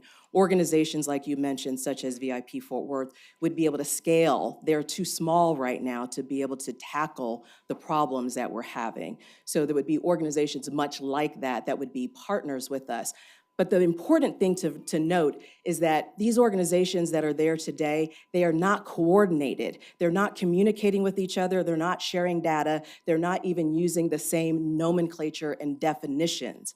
That's where we come in. We provide that backbone and that structure for them because in some instances, some of the organizations are too small to have that infrastructure. Well, they don't have to worry about that. They will get trained by our team and they will receive the benefit from our team of a similar database and platform. Because ultimately, we need to be able to report back out to the community, where did we start? And we're all using the same definition. Where are we trying to go? And have benchmarks and measurements for accountability's sake, because we're keenly aware that this is taxpayer money. And the taxpayers are very much saying, we expect solutions, we expect partnerships, we expect efficiency. And that's why we feel very closely that working together will be of great benefit, not only to the citizens, but also ultimately be able to provide a greater scale and scope for the organizations that are working. But there are organizations that are not currently working with CCPD funds or the police department that may very well have the capability of providing some of those supports. So that's what our job is to review those organizations, ensure that we have a continuous pipeline, wraparound services for these families, so that ultimately we're able to start to see some reduction in these numbers. And the other question. Councilmember, the short answer is yes. We've had some more money go towards those types of organizations through the CCPD. Carlos. I just have a couple of follow-up questions, I'm sorry. And thank you for that. And you know, and just kind of what Michael was saying, these questions are to get an understanding of what's going on. And I think I can contest to myself, I have been one of the loudest voices on council when it comes to gun violence, violence as a whole. And I haven't been just talking, but I have been going into the ISD schools and having forums and meeting with kids. And so this topic is very serious to me as well. I have had a cousin within the last 2 months who died of gun violence. And so in his own home. And so it's important that when we spend or have a group of money, we want to make sure that it's tackling the process. And I, for one, has always been against when it comes to some of our chambers for job creation, when it comes to some of our other organizations, we have been a city to give money and then allow them just to funnel the money out of the other organizations, and we have no say-so in the process. And I think, and I'm not saying that it's not a good idea, I'm just saying we want to make sure that the organizations that need the funds, just like you talked about, their organization's too small. They need help. And they need to expand farther, the reach, but they're not getting enough funding from the CCPD funding. So, and you may not have this information right now, but I kind of want like a percentage of, so United Way is going to participate in reviewing applications, dishing out the funds, what type of percentage is going to be paid to staff United Way? What type of percentage is going to be given to the Fort Worth Police Department for whatever their partnership in? And then what is the other percentage that's actually going to be given to the grounds, the feet on the grounds, or the boots on the ground? Yeah, so I don't have my budget with me, but I can tell you the part that goes to United Way is 7.8%. The part that goes to the community-based organizations is close to about 50. The balance then goes to, and you talked about having input. What you'll see whenever we're able to reschedule is the structure, and the important part of the structure is that steering committee. And a steering committee is there to set the overall goals and guidelines for this initiative. And that's where people like yourselves will be really helpful and influential, not just in helping to set and establish goals, but also as the data comes in, from the organizations that Chief is already working with, that will help to identify and prioritize the areas that ought to be addressed. Make no mistake, we are not here to dictate where this is going. We are here as backbone and infrastructure. That's what we do. But we rely heavily on the community to be the one to drive and guide this. They're the ones living and know what's happening on their block. So we can't tell anybody, but they sure as heck can tell us. So the research part, and I think Councilmember Beck has the budget that I emailed to you yesterday. So you'll see there's additional money in there for research, because the research that Chief is doing is for the city of Fort Worth, but we're Tarrant County, right? So we have to have funding for both. So the part that we got from Tarrant County and the additional, if you look at the way the budget is set down, 70% came to the city of Fort Worth because you're the largest population within the county. And then 30% went to Tarrant County, which, you know, as you guys mentioned before, they voted a little bit earlier than you. They came through, I guess that was last Tuesday. You mentioned a budget. Has it been sent to us too? Because I haven't seen it. If it Every one of you should have I got that a in your packet, but there was packet. no budget in it. That packet that was sent right before. Okay, and I can If that was only sent to, I literally- don't know if anybody else has seen it, but I haven't seen it. So could you email it to all of us too? Budget wasn't in the packet. Okay, well, my apologies that the budget wasn't, but I can email it to you before I go to my car today. You bet.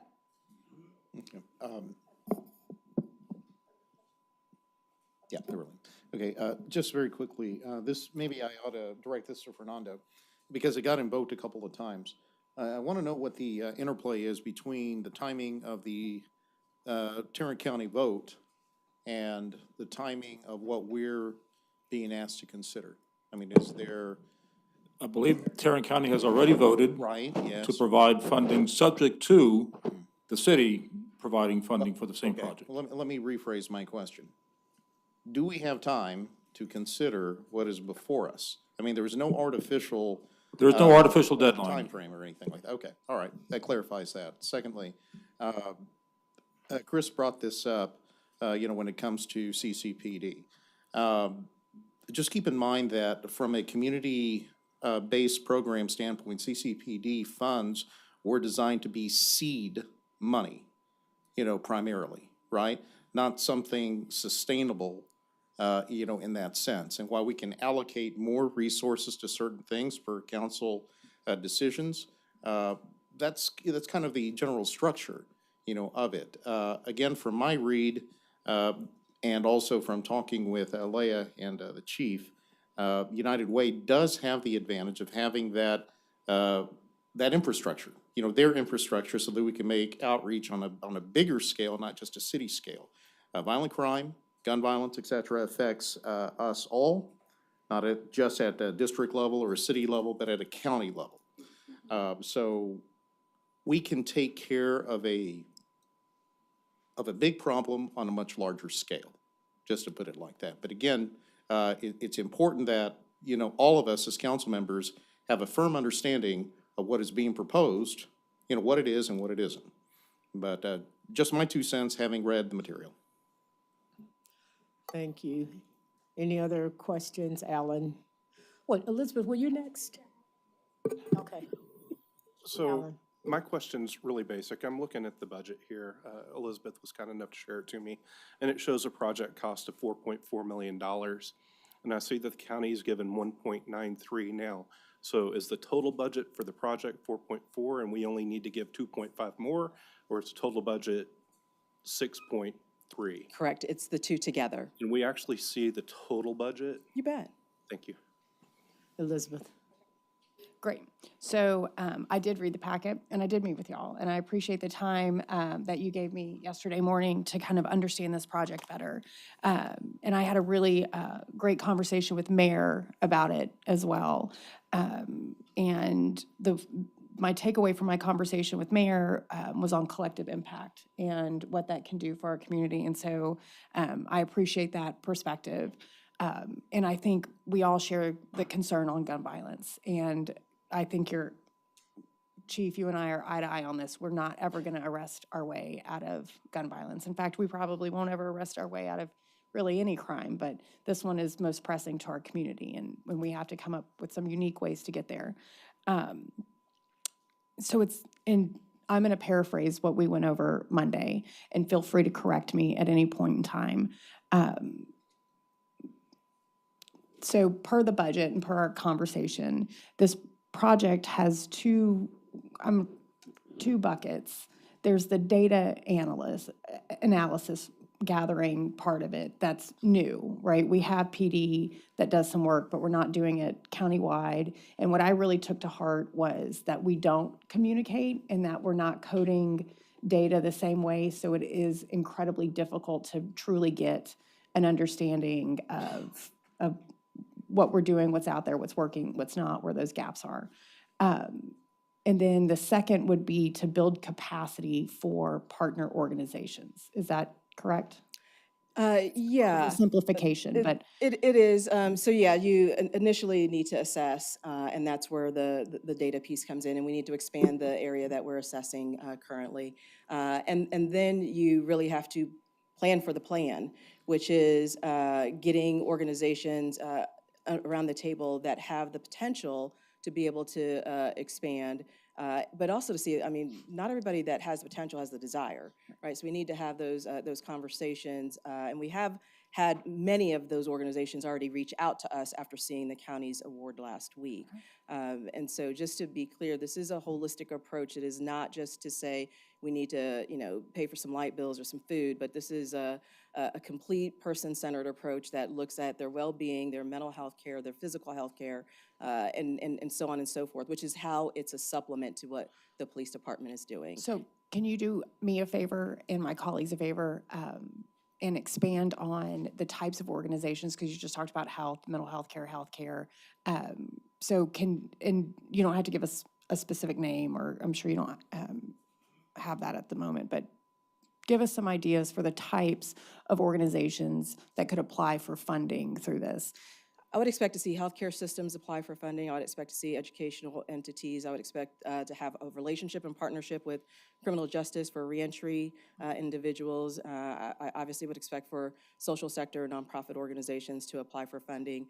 There may be homeowners associations or neighborhood associations that have a 501c3 or that have a desire to have a 501c3 that desire to get involved as well. So the intent is for this to be open. This is something that's going to take literally every one of us in the city and in this county to be able to address. And we're not looking to be exclusive here. Right. Really looking to be more inclusive. So Mental Health Connection is probably a good example that we've been playing a little bit of phone tag. Their CEO is out of town now. I was out of town last week, but to coordinate the organizations that work with all ages of individuals to help, because it's not going to just be that team that this initiative targets, but likely other people within the household that might need some supports as well.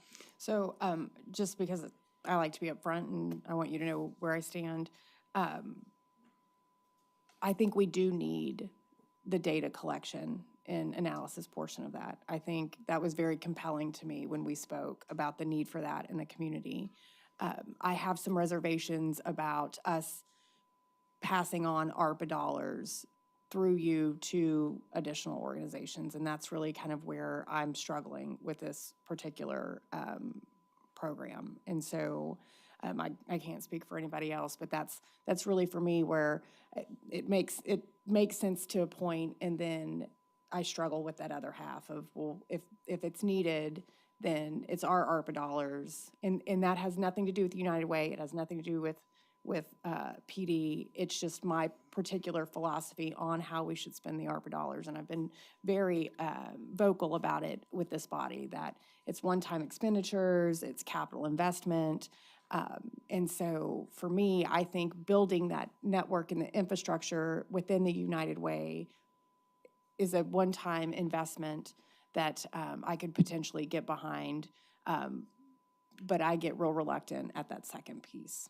So, Appreciate your candor. Any other comments, questions? Jared, did you have a statement you wanted to read? Sure, I'll just read it for the record, and thank you, Chair, for that. I'm recusing from the funding discussion for today on ARPA due to the conflict with my current employer, Tanner Food Bank, who is seeking ARPA funding. However, I've been advised by legal counsel that I can put on the record before the discussion, or while the discussion is going, that I support the goals of the gun violence prevention proposal by the United Way because it aligns with the priorities that we're hearing from District 6 residents. Thank you. Thank you. I'll share some comments and then look for the mayor to have some remarks in closing.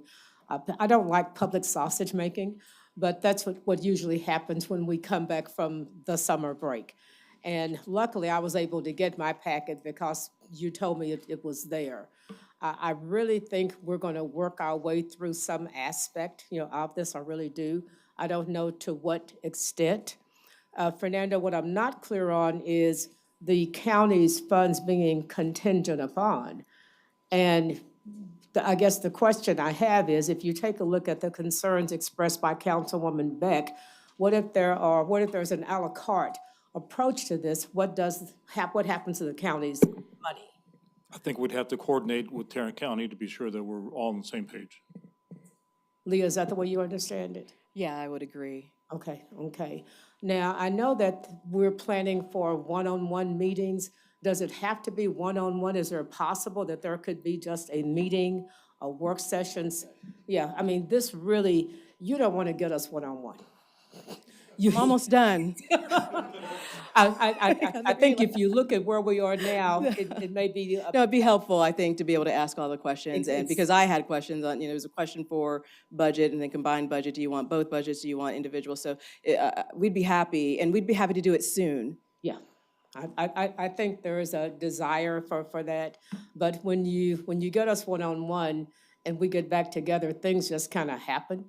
And so I'd like the idea of us getting a session, Mr. Cook, and I want to thank you all for your input today, and for those of you who don't have your packets, they're there.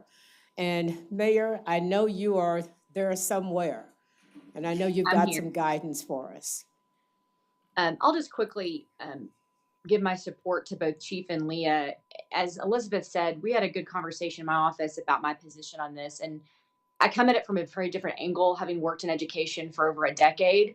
And Leah has the battle scars to show too. This is how we started in collective impact. And truthfully, but for a gift from the philanthropic community to get us started, we wouldn't be where we are today. And I think this is an opportunity for the city of Fort Worth to utilize one-time ARPA dollars to help collective impact work on violent crime, which is a new model. And I think the partnership that the police department needs is there. All of these things that have been asked around the table are good questions and things that we do need to flesh out. I just don't want us to lose sight of how important it is to get started. And each of us have something to add to what would work best. I mean, Leah mentioned LVT. I know that Michael has also battle scars of how to get that initiative started and how successful they've been. So I would encourage us all to be thinking about the questions, the partners we want at the table, how we think these funds should intersect with CCPD in the future. And then when we schedule this upcoming budget session with Leah and her team, we can answer some of those questions along the way to make sure people feel like we're best utilizing these dollars towards the real event to end and curb violent crime. This is a long-term play and something I do think I appreciate all the expertise that Leah and her team have given, as well as the police department, and also acknowledging there's a lot of people that need to be around the table that haven't been asked yet, right? Because they don't have the program set up. So I'm here to help do the hard work and give my opinion along the way, because you can do this correctly, and you can also set collective impact up in a way that doesn't serve long-term needs. And so we can work together on that. And I think, importantly, I think other members of the philanthropic community that have worked in this space outside of education could also really offer us some expertise in how to do this right. So thank you all for coming today, Leah. Thank you, Mayor. And I guess in saying goodbye to you both, but not you, Chief, when you pull us all together, we really do feed off of each other. And we're able to identify compromise. Well, I didn't mean it like that. Yeah, we do eat our own from time to time. But just the idea of being able to have the group together, there's a dynamic that brings about compromise every time. And so we look forward to that. And staff, you guys, do what you do to get us together. Thank you. I have a question, not Yes. about this project. But Chief, you might want to stay up here. You might not. You might want to, but you might not. It actually might be Fernando. I'm just curious, when the recommendations, when we talk about public safety, workers' comp, and police health expenditures, and I asked this last time and I haven't got a response, I'm not necessarily opposed to the dollars. It just seems, the question begs, what makes this department different than, say, TPW or library or water to have the additional COVID-related health expenditures? One of the things I would point out, and it's a great question, thank you, is one thing that's unique about PD as opposed to some other departments, especially during COVID, we saw this. When many others were told to stay home, when businesses were shut down, we told people it's too dangerous to come to work. We told police officers, you have to be here. You have to show up. Where other departments who might have even come as well, dealt with issues in streets, dealt with issues that were very important to the community. We were one of the few who were forced to go face-to-face with the public every single day, oftentimes on every single call. So the exposure likelihood was much greater, and I think the numbers bear that out. Yes, ma'am. I can add to that if you like. That's what I needed. Okay. Okay, going. Any others? Next and final, development and drainage. Jennifer Dyke.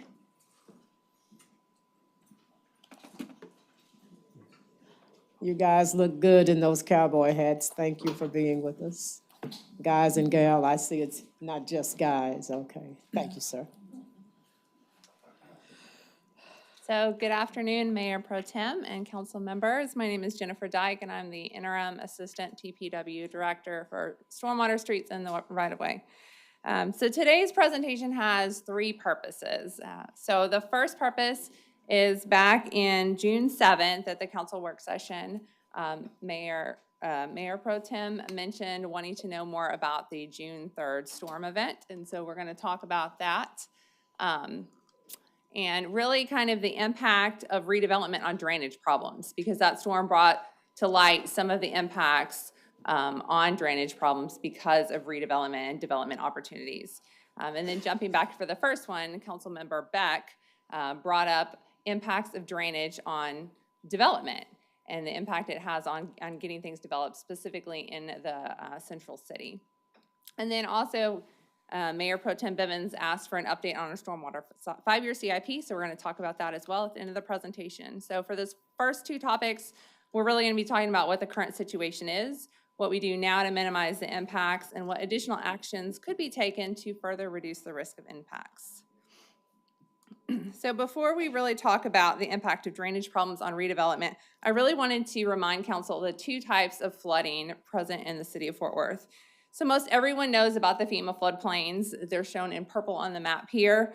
So these are mapped and regulated by FEMA for federal insurance, flood insurance purposes specifically. So FEMA doesn't have the ability to map all of the floodplains across the whole nation, and so that's where the local community comes up. So FEMA focuses on major rivers like the Trinity River and these the larger channels that you see here.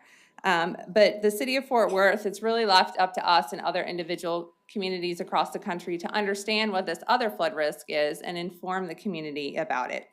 So when the stormwater program was created in 2006, we started mapping flood risks outside of FEMA, really with the whole purpose of understanding these risks so we could go and figure out how to mitigate them and put projects in the ground. And we've done that. We've spent, initially when the program was started, we got around $150 million of revenue bonds that we went and put projects in the ground to mitigate these risks. But there's still extensive risks out here. So as you can see from the table, we have around 40% of the parcels in the city that are impacted by some type of flood risk, and around 32% of these parcels are located in supermajority minority areas. And so the areas that you see in blue and red on the map, these are what we are now calling non-FEMA flood risk areas. So they're the areas outside of the FEMA floodplain. And I'm going to talk about those on the next slide a little bit more. So we've got two levels of detail. We've got city flood risk areas, and we've studied these in very detailed. We've gone into those drainage basins to understand what's going on. Very similar to the level of detail how FEMA maps their floodplains. And so we will begin regulating these areas in red this fall.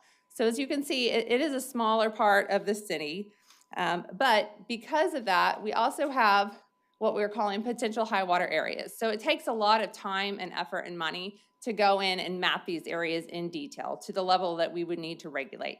But we wanted people to understand that there is very similar type of risk citywide, and that's where the potential high water comes in. So this is a lower level of engineering detail, but it's pretty representative of the flood risk based off of when we get reports of incidents in, we put them into our GIS, we overlay them. Very quite often they line up with these areas in red and these areas in blue. So we use these for advisory purposes right now for when someone calls in, they ask about flood risk on their property or developers call in, we use this information to help advise of these flood risks. And so too, I just wanted to highlight Tobias Place here. It was just mentioned in the ARPA discussion, but we're going to use that area as a little kind of case study to zoom into the impact of drainage on development. In a few minutes, I just kind of want to highlight where that is on this map. So what creates non-FEMA flood risks? Typically, the risk is created due to undersized or inadequate drainage infrastructure, and it can also be due to more impervious cover, more intense land uses developing over time that are draining into the existing drainage system. And I already kind of mentioned there's these two types of flood risks that we're classifying out there. I wanted to mention that these non-FEMA flood risks, this is not just a City of Fort Worth issue, this is a nationwide issue, and it's been the subject of several different large studies over the last few years. So it's a nationwide issue that the community is really trying to tackle. So what are we doing about non-FEMA flood risks in the City of Fort Worth? In 2018, our council adopted Stormwater Program Strategic Master Plan, identified these non-FEMA flood risks as a top priority for our program. And since that time, we've been working with stakeholders. We've worked with developers, real estate professionals, residents, engineers, a whole lot of stakeholders over the past several years to figure out how do we address these non-FEMA flood risks across our city. The risk is too extensive to mitigate through capital projects given the scale of our program, which I'll touch on later when I talk about our 5-year CIP, but we really need to do something about them because in the City of Fort Worth, there's more flooding that's reported to us actually outside of the FEMA floodplain in these non-FEMA flood risk areas than inside, and more repetitive flooding as well happening outside of the FEMA floodplains. So we've come up with a two-prong approach working with stakeholders to address these. The first one is communication. And so we've started doing last fall mailers, we're working on a website, stakeholder education. Really, we want people to understand that this risk is out there. And then regulation is the other piece. And so this fall, we're going to start requiring development projects less than 1 acre in those red areas on the map where we have that detailed study to submit certificate of compliance documents to demonstrate that their projects meet existing drainage standards. So this isn't a big, robust way to meet that. It's a simple form, but it really what it does is it acknowledges that they are aware of those risks and they have taken them into account when developing. Because these small drainage projects, we get calls all the time from people right around them that say, hey, I'm being impacted. And so this is a way that we're trying to mitigate that risk. And coming up, we do have an informal report coming up in a couple weeks about this, as well as this is going to be a part of the MNC that Development Services is working on, updating a lot of different citywide manuals and ordinances. And so as a part of that, our floodplain ordinance and our stormwater criteria manual will be updated to reflect these upcoming regulations associated with city flood risk areas. So now that you kind of have a good understanding of the two types of flooding in the city of Fort Worth, I wanted to briefly talk about the common drainage factors that frequently impact redevelopment within the city, central city. And these sorts of challenges can really be created anywhere in the city. However, in the central city, for a variety of reasons, they can just be really problematic. So the first problem is in the central city, you've got older undersized pipes. So these pipes were constructed based off different technical criteria than we have today. And roughly 40% of our 1,000 miles of drainage pipes in the city are over 50 years old. So you've got old pipes out there that we're having to deal with. Then you've got a long distance to take that stormwater from the upstream part of the drainage basin down to the downstream. It's a long distance to get that water to a receiving creek or a river. There's choke points at railroads and interstates. So you see right behind the railroads and interstates, they're backing up that water. I'll show that in the example in a minute. You've got existing pipes that cut across private property. Oftentimes these areas are fully developed. And so there's no land left. There's not a lot of flexibility to do flood mitigation projects. The stormwater runoff volume is very large. And a lot of these problems are really not a life safety issue. They are an awful issue. They impact property. They're an inconvenience. They impact vehicles. But typically, they're not a life safety issue. A lot of times because those channels that in some parts of town, the cars can wash into the channel, a lot of that's not happening here because the channels aren't there anymore. You've got the undersized storm drain systems. Based off some past evaluation in different areas across the city to try to figure out how do we address these, we found out they can be really expensive, over $50 million to mitigate for each area. And there's lots of areas like this all over the city. So it's not just 1 or 2 or 3 areas, we've got areas all over the city. So it's really something that we just can't address in the scale of our program. So what are some ways to address this? So detention is one, so trying to find areas to collect and storm the runoff and then gradually release it into the drainage system. Of course, you need a lot of space to detain. As I said, areas are often fully developed, and if in looking at where you need to do that detention, you might have to do condemnation if you want to do that. And then conveyance is another one. As I said, you've got to get that water though a long distance. Oftentimes, you've got to look at those choke points. You've got to deal with the railroad. You've got to deal with TxDOT. It can be highly disruptive to get that water all the way to the receiving creek or river. And then we look at a combination of detention and conveyance as well. And Councilmember Beck, I wanted to touch on your comment at the beginning of the meeting about parks. And we do actively work with parks to look and see, can we do stormwater detention or conveyance in parks? And actually, we have a great example of that in your council district. Is we worked with them a few years back to put up the Zoo Creek wall just upstream of the zoo. And so that wall helps to reduce erosion within the zoo, as well as in the future, it will allow us to do upstream drainage improvements upstream in the kind of the TCU Barry McCart area. And then it detains that versus going down and flooding the zoo. So that is a great partnership with the parks. So we definitely look for those opportunities. So as mentioned earlier, I want to talk about the Tobias Place Permanent Supportive Housing as an example of how drainage can really impact redevelopment. So just to orient everyone on the map, let's see, this is I-35, so we're south of downtown, and then this is the Tobias Place property over here at the intersection of Hemphill and Biddison. And so the stormwater runoff on this map, you see the blue, which is the potential high water area, the non-FEMA I just talked about. All this water in this basin here is all running over to get to Sycamore Creek. So the FEMA floodplain is purple, and so all the water is trying to get over here.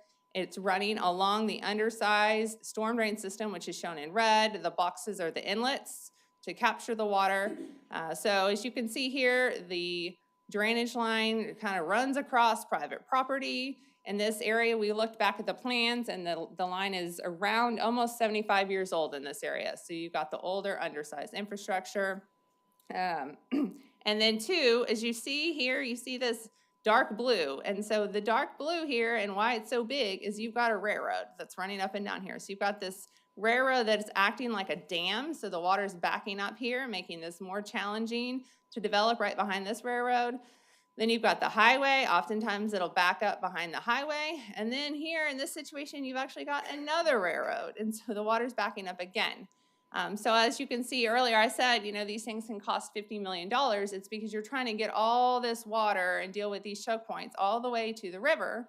And then if you can get it to the river, then you're having to deal with FEMA, female floodplain regulations. You've got to make sure that you're not moving the flooding from one location to another location.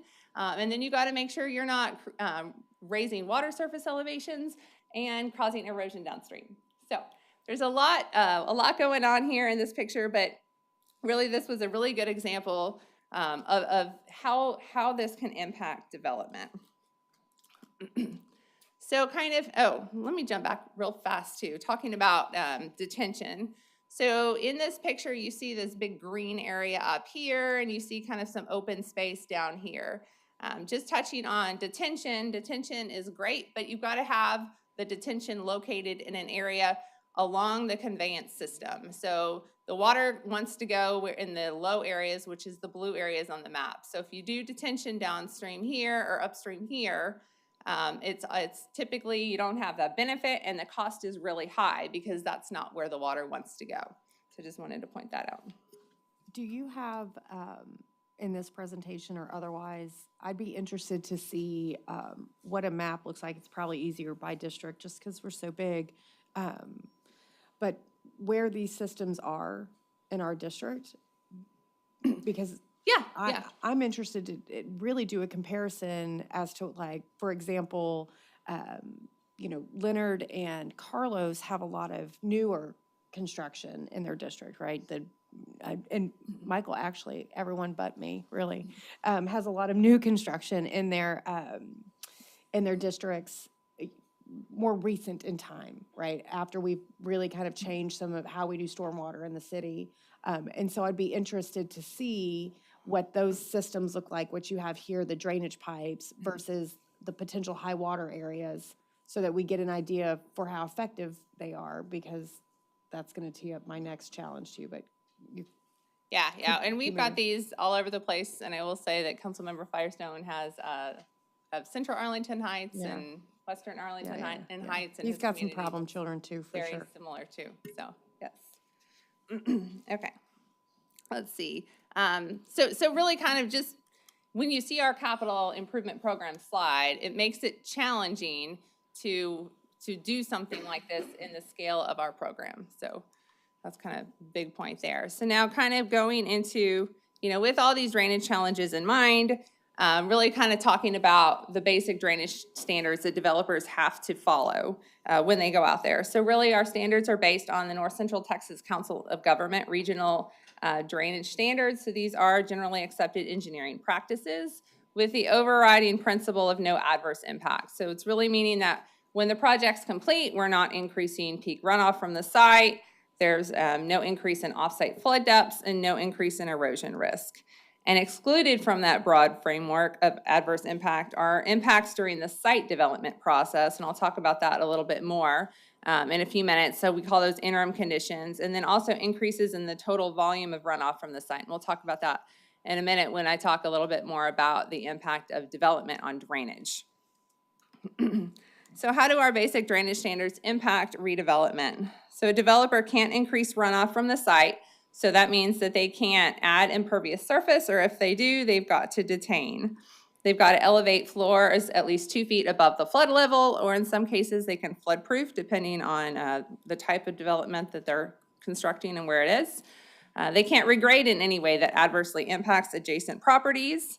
And so really, as you can see, the cost for the engineering and construction to comply with these drainage standards can be very expensive and complex. And it can often require a specialist being brought on board to a part of the engineering team to really help figure out how to solve these problems. And so linked to the non-FEMA flood risk initiative, developers sometimes hear about this non-FEMA flood risk after the fact, after they've already purchased their property, after they've already put their development plan together, and they're surprised. And so that, of course, complicates, you know, makes that cost bigger. And that's why the initiative of getting that information out there is so important. So what are we doing to mitigate the impact of drainage on redevelopment?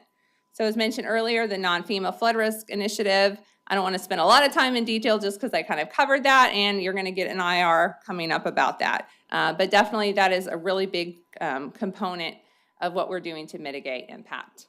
The second is collaboration. So collaboration and partnerships are super important, really given the scale of our program and the scale of the problem as shown up on those screens earlier. So we're always looking for opportunities to partner with others to tackle our large problems. Grants are another possibility for leveraging resources. However, historically, we haven't found that the types of flood projects and problems that we have really works well with the grant criteria. But it's still, when they come out, we want to take a look. We take a look to see, is there an opportunity there to leverage our resources? And then lastly, although it's very small, we do try to actively provide guidance to property owners for properties that they have that are flood prone, really trying to help them figure out what is the best thing that they can do to protect themselves and their property. So now what could we do to mitigate the impact of drainage on redevelopment? So first, we could consider alternative beneficial uses for the area. So would this area work better as a park or a community garden? We could purchase nearby properties for detention to facilitate redevelopment in targeted areas. So if we know we've got a certain part of town that we really want to grow and develop, and we know there's stormwater issues, we could go out and we could buy property there to then help facilitate that redevelopment. One of the things right now really that we do though is we spend that funding focused on the existing development, the existing homes and businesses that are flooding. So it would be a shift away from our current priority. We could provide more flexible regulations for infill development in flood-prone areas to increase development profitability. So an example here is in the Barry-McCart area in the form-based code that we've got some language in there that says that they could build higher up buildings than what's normally allowed if they over detain. So knowing that there's that existing flooding problem, they're trying to get the developers to help us mitigate that problem, and then they get that benefit of building higher.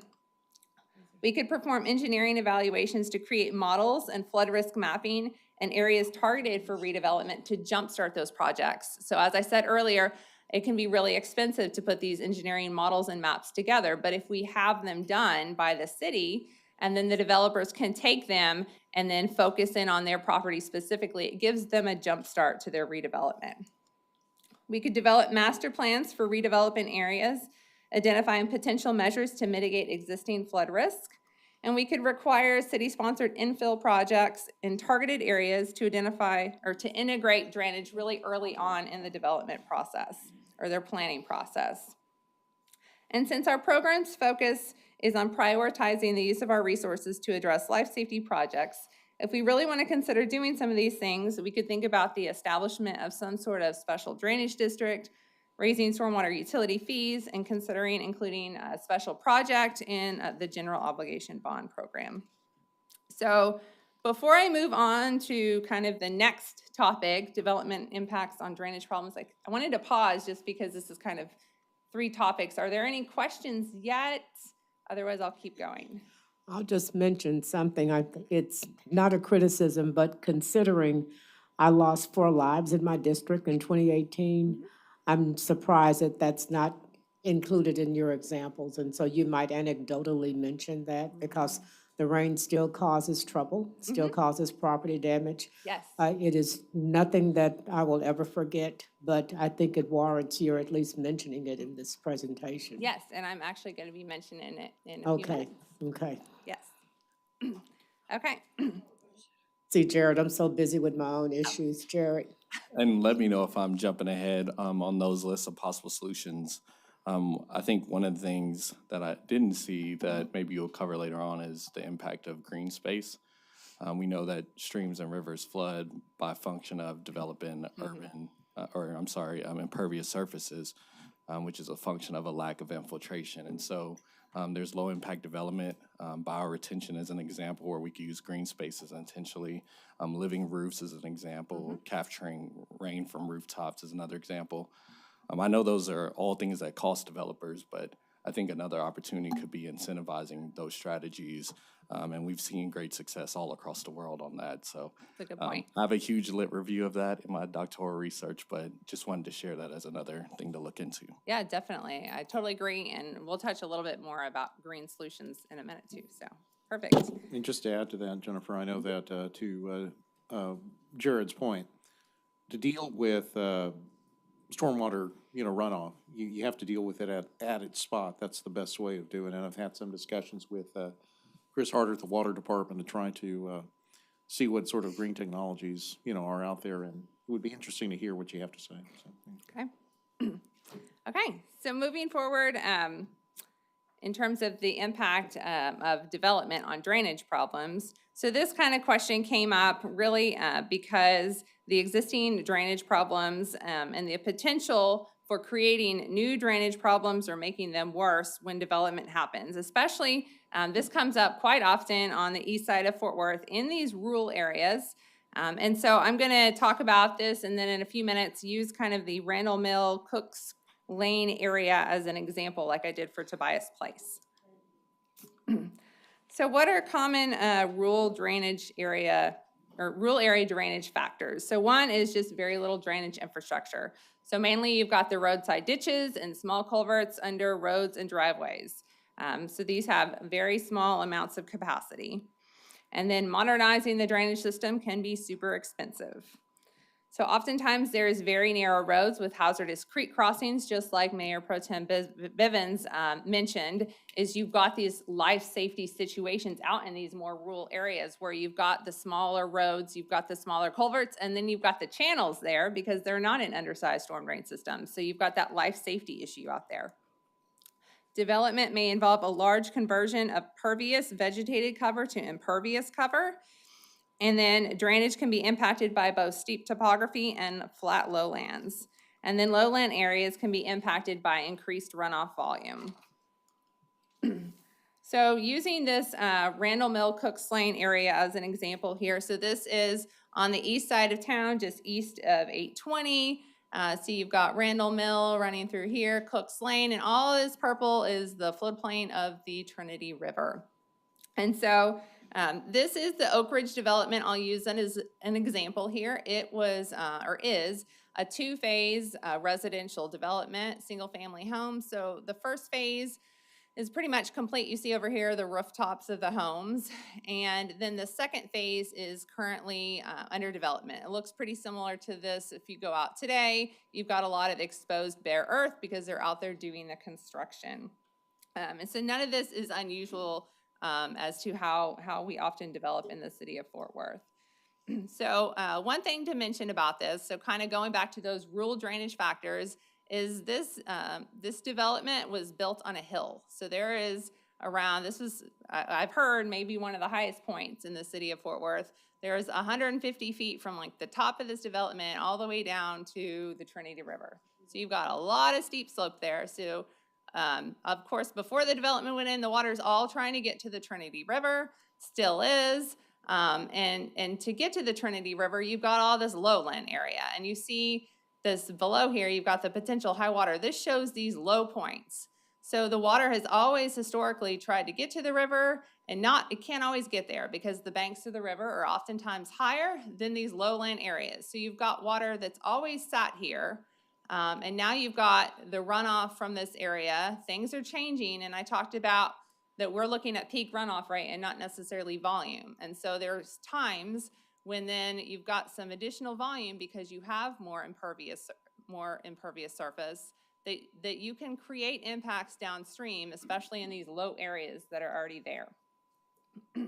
Let's see. So one of the other things I wanted to point out about this area is you don't see a lot of the infrastructure. So the Tobias Place map showed all of the red storm drain lines and pipes. So here you've got a few culverts under some driveways, and you've got all these bar ditches. So you've got the older infrastructure in here that just doesn't have the capacity.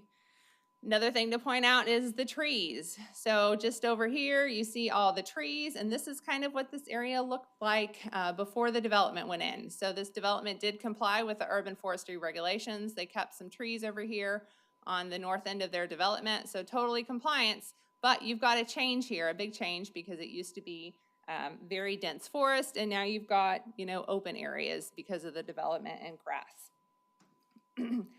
So really, our standards only address what happens, looks at what happens before the development happens, and then at the after development, so not those interim conditions. And so really, with this development in progress, when we had the big rain on June 3rd or other rain events, first of all, what residents are most likely going to see is the sediment downstream. So as I was saying earlier, the water always went down this way, but now you've got this sediment, and they can only put in so many best management practices to protect off-site when you have a giant rain event like the one that happened on June 3rd. And I'll talk about how heavy that was in a minute. And so really kind of this is just a good example of how a developer can meet the city standards, which the development did. They met all the city standards, yet they can still change the drainage patterns and at least have the perception, and in some cases maybe the reality, that there's some level of impact associated with the properties downstream. So in this case, the developer actually constructed several detention basins. They've got one over here, they've got one over here in the second phase, to really make sure that when the runoff comes off, it's no greater than it was before development. However, again, the absolute volume of water running off during a rain event is increased because you've got the pervious surface instead, impervious instead of pervious surface. And so in most situations, additional volume doesn't create a problem. But in this case, where you've got lowlands or other parts of town where you've got lowlands just downstream of development, where that additional volume can actually accumulate, it could potentially create problems. So in this case, the developer actually worked with some private property owners downstream, and they constructed some drainage improvements to mitigate some offsite impacts, and none of that was a requirement of development. They worked specifically with the private property owners downstream that were concerned. So, so this developer really did a good job working together to recognize the concern and the potential for impacts that our criteria itself doesn't cover. So kind of with that in mind, I wanted to jump to the June 3rd rain event. As you can see on this map, the east side of Fort Worth got hit pretty hard by the rain event. This is a 24-hour period, and so in 24 hours, there was around 4 to 5 inches that fell right in, of course, the Cooks Lane Randall Mill area. And so just for comparison purposes, this is showing the rain gauge at 7,200 Randall Mill. So this is the closest gauge to the Cooks Lane Randall Mill area for a 1 hour event. So this is the intense hour of the event. So June 3rd was between a 50 and 100-year event in 1 hour. And you can see that how that compares to all the rain events at the same gauge in the past. So like double the amount. So definitely, if this rain event would have happened anywhere else in the city, in an area that doesn't have adequate infrastructure, has the old infrastructure or no infrastructure, you're going to get flooding problems, just like what was experienced on the east side of Fort Worth. So here's a few of the pictures showing the flooding problems. As I said earlier, we try to really document when flooding happens. We report it, or we record it. We go out, we investigate, we talk to the property owners. We're trying to understand what's going on to see if there's something we can do in terms of better maintenance of our system, capital project needs. So this picture up here shows the Randall Mill Mallard Cove Park area. And so this is the area that we're actually working on getting ready to do the design for a hazardous road overtopping mitigation project. So this is a very dangerous location. There was a rescue during this event. We've got, I think, around 26 incidents identified for this area in the past. So it's a high priority for our program to go out and to mitigate this and make this safe for the residents out there.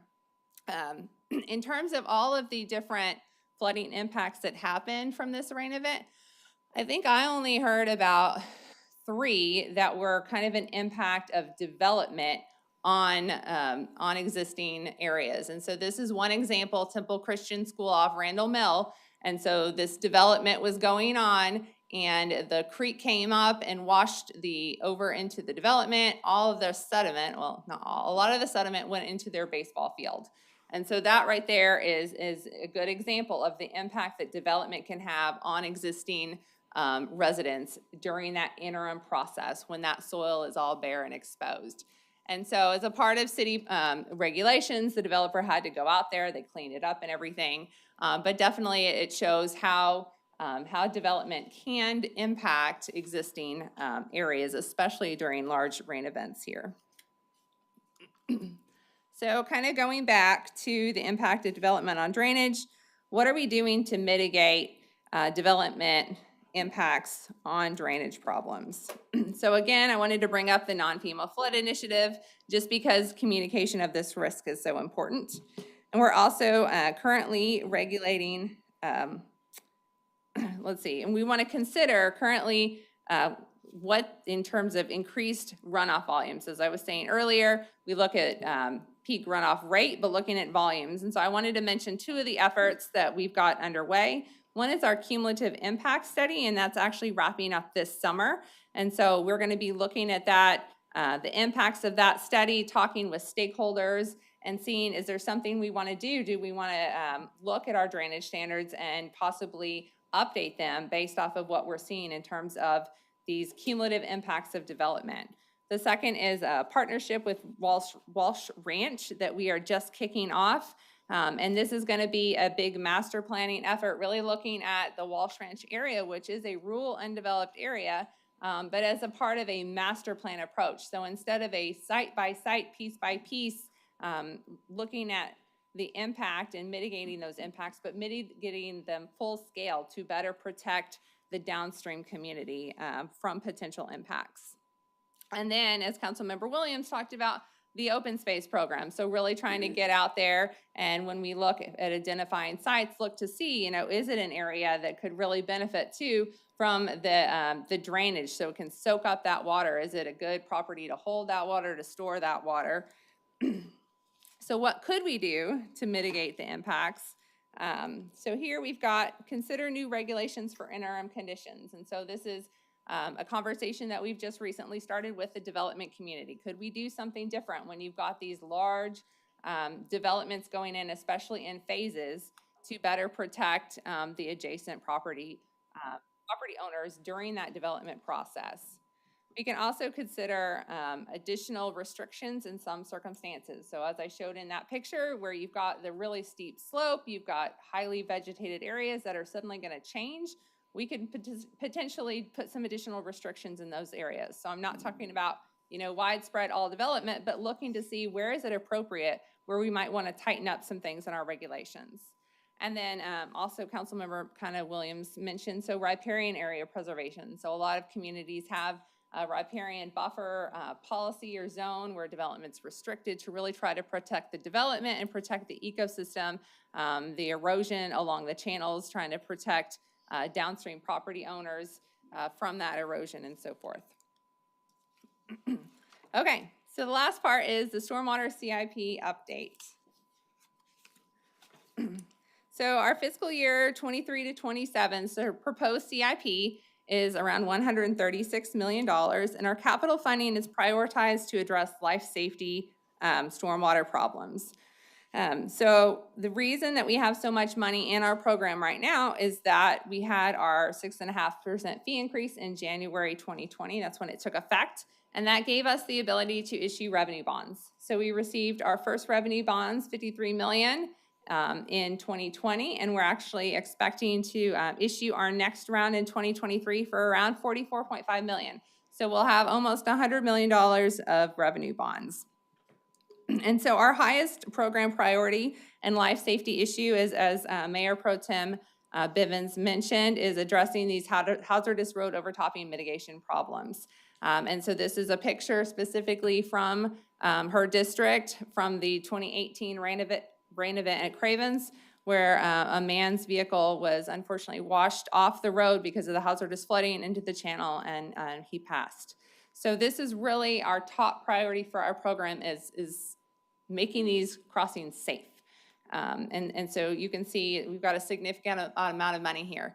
Now, these are really expensive projects, and so if we can't do a big major project to totally eliminate that flooding and put the water under the road, that's where our safety improvements come in. And so if we can't do it for some of these high priority locations, we're looking at safety improvements like guardrails and flashers and signage. So really trying to make sure that people understand lighting is another one, that they know that there's a hazard there when it's raining.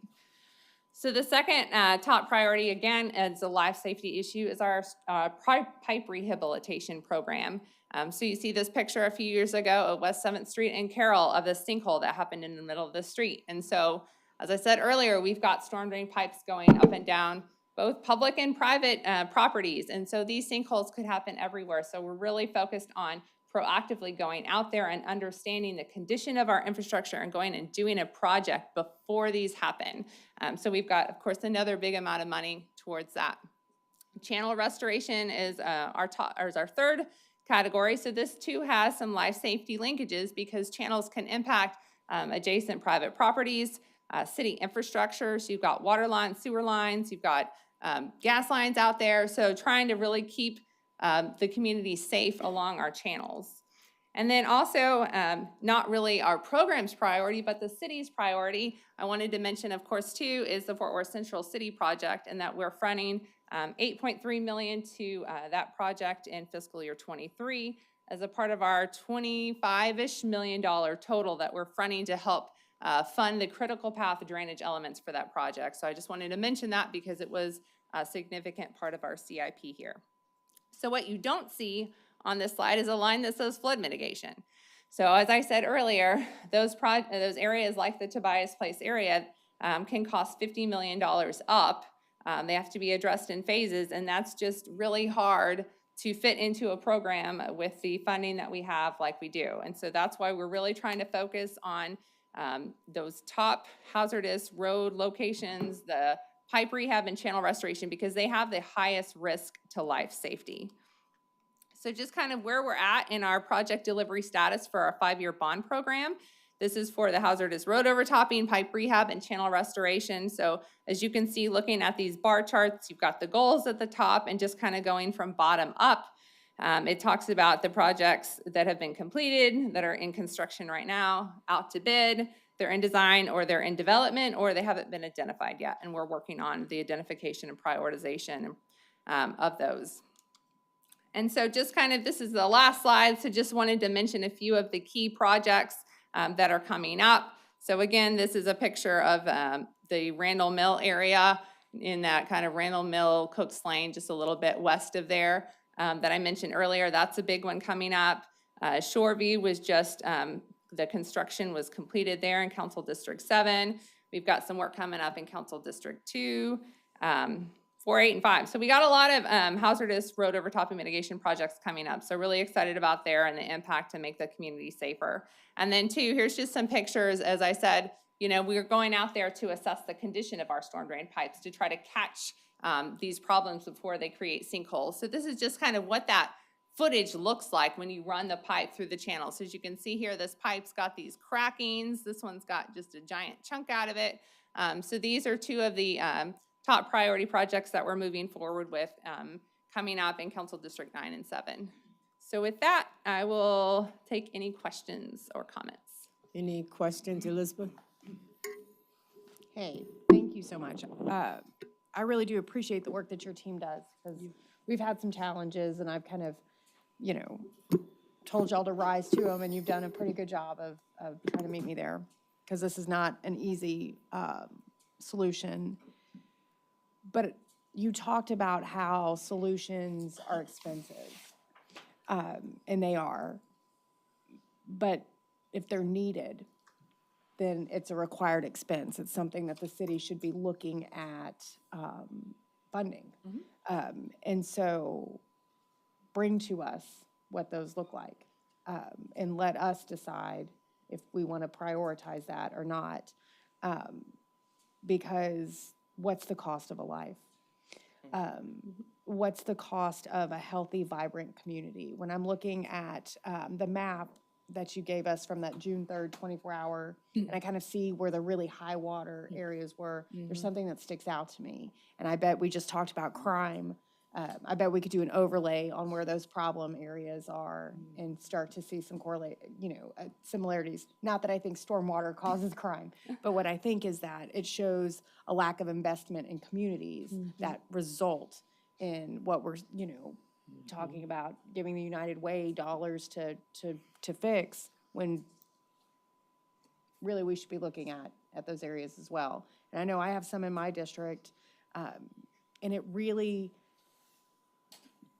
how I have seen it play out and how I don't want to see it play out across the city is you have these tracts of land that are in some areas that could use some love and affection. But we can't get people in there to do the work to lift these areas up because the cost of mitigating the stormwater on that parcel is so burdensome. I mean, we saw that with Tobias Place. There was a piece of property that I had actually looked at trying to get permanent supportive housing on that we couldn't, and it was because of stormwater. And it's a homeless encampment right now. So what are we doing with that? Well, maybe we should talk about what that condemnation process looks like, because if anytime we go through a PDC and the recommendation to the developer or the landowner, whoever, is we can't build because of stormwater, or, you know, it would be incredibly difficult. And this one particular parcel, I mean, we were told, I don't know, when I asked, well, what can we build there? And the response was, I honestly don't know that anything can be built here. Okay, well, then that becomes our responsibility to take care of, because we've created that mechanism, and now we need to figure out what we're gonna do with it. But I hear Mayor Pro Tem talk about removing the impediments to redevelopment in your district. And this is a huge impediment. And if we constantly have this in place of people, and then our economically depressed areas don't receive that love that they need. And so I want to see what that looks like. I want to see what that dollar amount looks like, because at some point we're going to have to make a decision if we're going to really prioritize redeveloping, or revitalizing is a better word, invigorating some of our hurting neighborhoods. You know, what can we do? McCartan Alta Mesa is on here, which I will have the honor of getting to represent, hopefully, next term. And I know Councilman Williams has really worked hard on that. Well, it's hard to get someone in there to build a new building, to start that domino that you try to get on Las Vegas Trail, you know, that one domino, when they can't, because it's so cost prohibitive because of the stormwater. And so I really would like y'all to work with Robert Stearns and economic development, and start thinking of it as an economic development issue as well, and bring those solutions to me, please. Carlos? A couple things. First of all, thank you, Jennifer, for the presentation. I've slept a lot since then, but remember we had talked about, at one point in time, this is pre-COVID, about an app from Stormwater to notify residents of pop-up issues, right? When we have rapid developing rain events, right? They're out there and you run into a situation where they have access to that. Can you provide a quick update to? So, yeah, so we have a real-time website where we've got flashers. So we've got around 53, 54 flashers across the community, so several along LeBeau Creek. And we actually we don't have an app for it, but we have a website where it's mobile friendly. I've used it on my phone many times, where they can go to the website and they can see if that road location is open. It'll show up as green, meaning there's no flooding. Yellow, it's going to come over soon, the water's rising, or red, to avoid that area. And so we have that out there. And again, it really comes down to, that's part of our hazardous road overtopping mitigation program is, you know, should we put more flashers out there? It's all, you know, we've got to maintain them too. So that's got to be a part of the balance. But that's how we communicate that. And we promote that pretty frequently through different city mailing, like the water bill inserts, or through social media and so forth. So we're really trying to get that word out there that information is available to the public during rain events. Right, and maybe this is a more, technology-centric type of question, but just to kind of put it in mind, since I said app, is there a way to maybe use our existing My Fort Worth app from purely a notification standpoint to notify customers of that? Yeah, we can Something to definitely reach consider. out and ask if there's a way that, if they subscribe to it, if they can get some kind of pop-up or something, we can ask. Okay, and then one final question. I know that one way to deal with stormwater runoff at the residential level is to have less impermeable surfaces, right? But if you have to have something paved, there are permeable pavers out there. Do we encourage use of that at all? Yeah, I mean, it's From a city encouraged. standpoint, It's encouraged, it's not required. The big thing is maintenance. And so a lot of times they have to be maintained, and who's gonna maintain them? And, you know, after so long, if they get that dirt or sediment that goes down into them, you gotta spray that out. So it's definitely something that's encouraged, just like green infrastructure, it's encouraged. But at the end of the day, someone's gotta maintain it. And so if a developer puts it on their site as a part of their mitigation plan, then they've got to maintain it and make sure that that's maintained. Otherwise, they're going to start to flood someone else. So, but it's definitely something out there. We also have our stormwater utility fee credit program. And so there, property owners, like commercial and developers, can get credits or reductions in their stormwater fees if they're doing things like water quality improvements, that are doing green infrastructure, trying to filter the water and so forth. In terms of retention, most developers will use a retention pond approach, right? But how many, just give me an idea, are there many developers that do business with the city of Fort Worth that do underground retention tanks? Yes, so they're, especially in more of the central city area, they're near South Side. There's some, I think maybe in the near West Side area, yes. Trinity Lakes, Okay, all right. a lot of valley storage. Yes. Elizabeth? And this may also be a future agenda item, but I know that several cities have requirements in their building code. For example, if a homeowner wants to put in a pool, right? They only have per lot, they're only allotted so much impervious surface. And so, you know, they put in the pool, but then they have to mitigate by having a impervious driveway, and it's, yeah. And so I think there are some things that we can do in our building code and standards as well that help not just put the burden on, you know, these big developments, but the truth is that, yes, big developments do it, but you know what else does it? Like small improvements to your home. When you make your, you know, you put a deck and stormwater is not it's greater than the sum of its parts. Is what we know. And so I'd like to see what we can do there and what type of impervious, there's so much technology out there. And you know, a lot of the impervious, it can be durable, hardy, attractive, but environmentally friendly. And so to the extent that we're addressing that in our building code, I think it's something we need to make sure we're doing the best. So on that point, in terms of our cumulative impact study, we have reached out to share that with development services, and we're talking about if we should be thinking about changing the amount of impervious surface that's allowed in the back of properties. So in the front, we do have a restriction, but in the back, someone could just go and pave their whole backyard. And so that's something that we're looking at with them right now. Any other questions? Jared?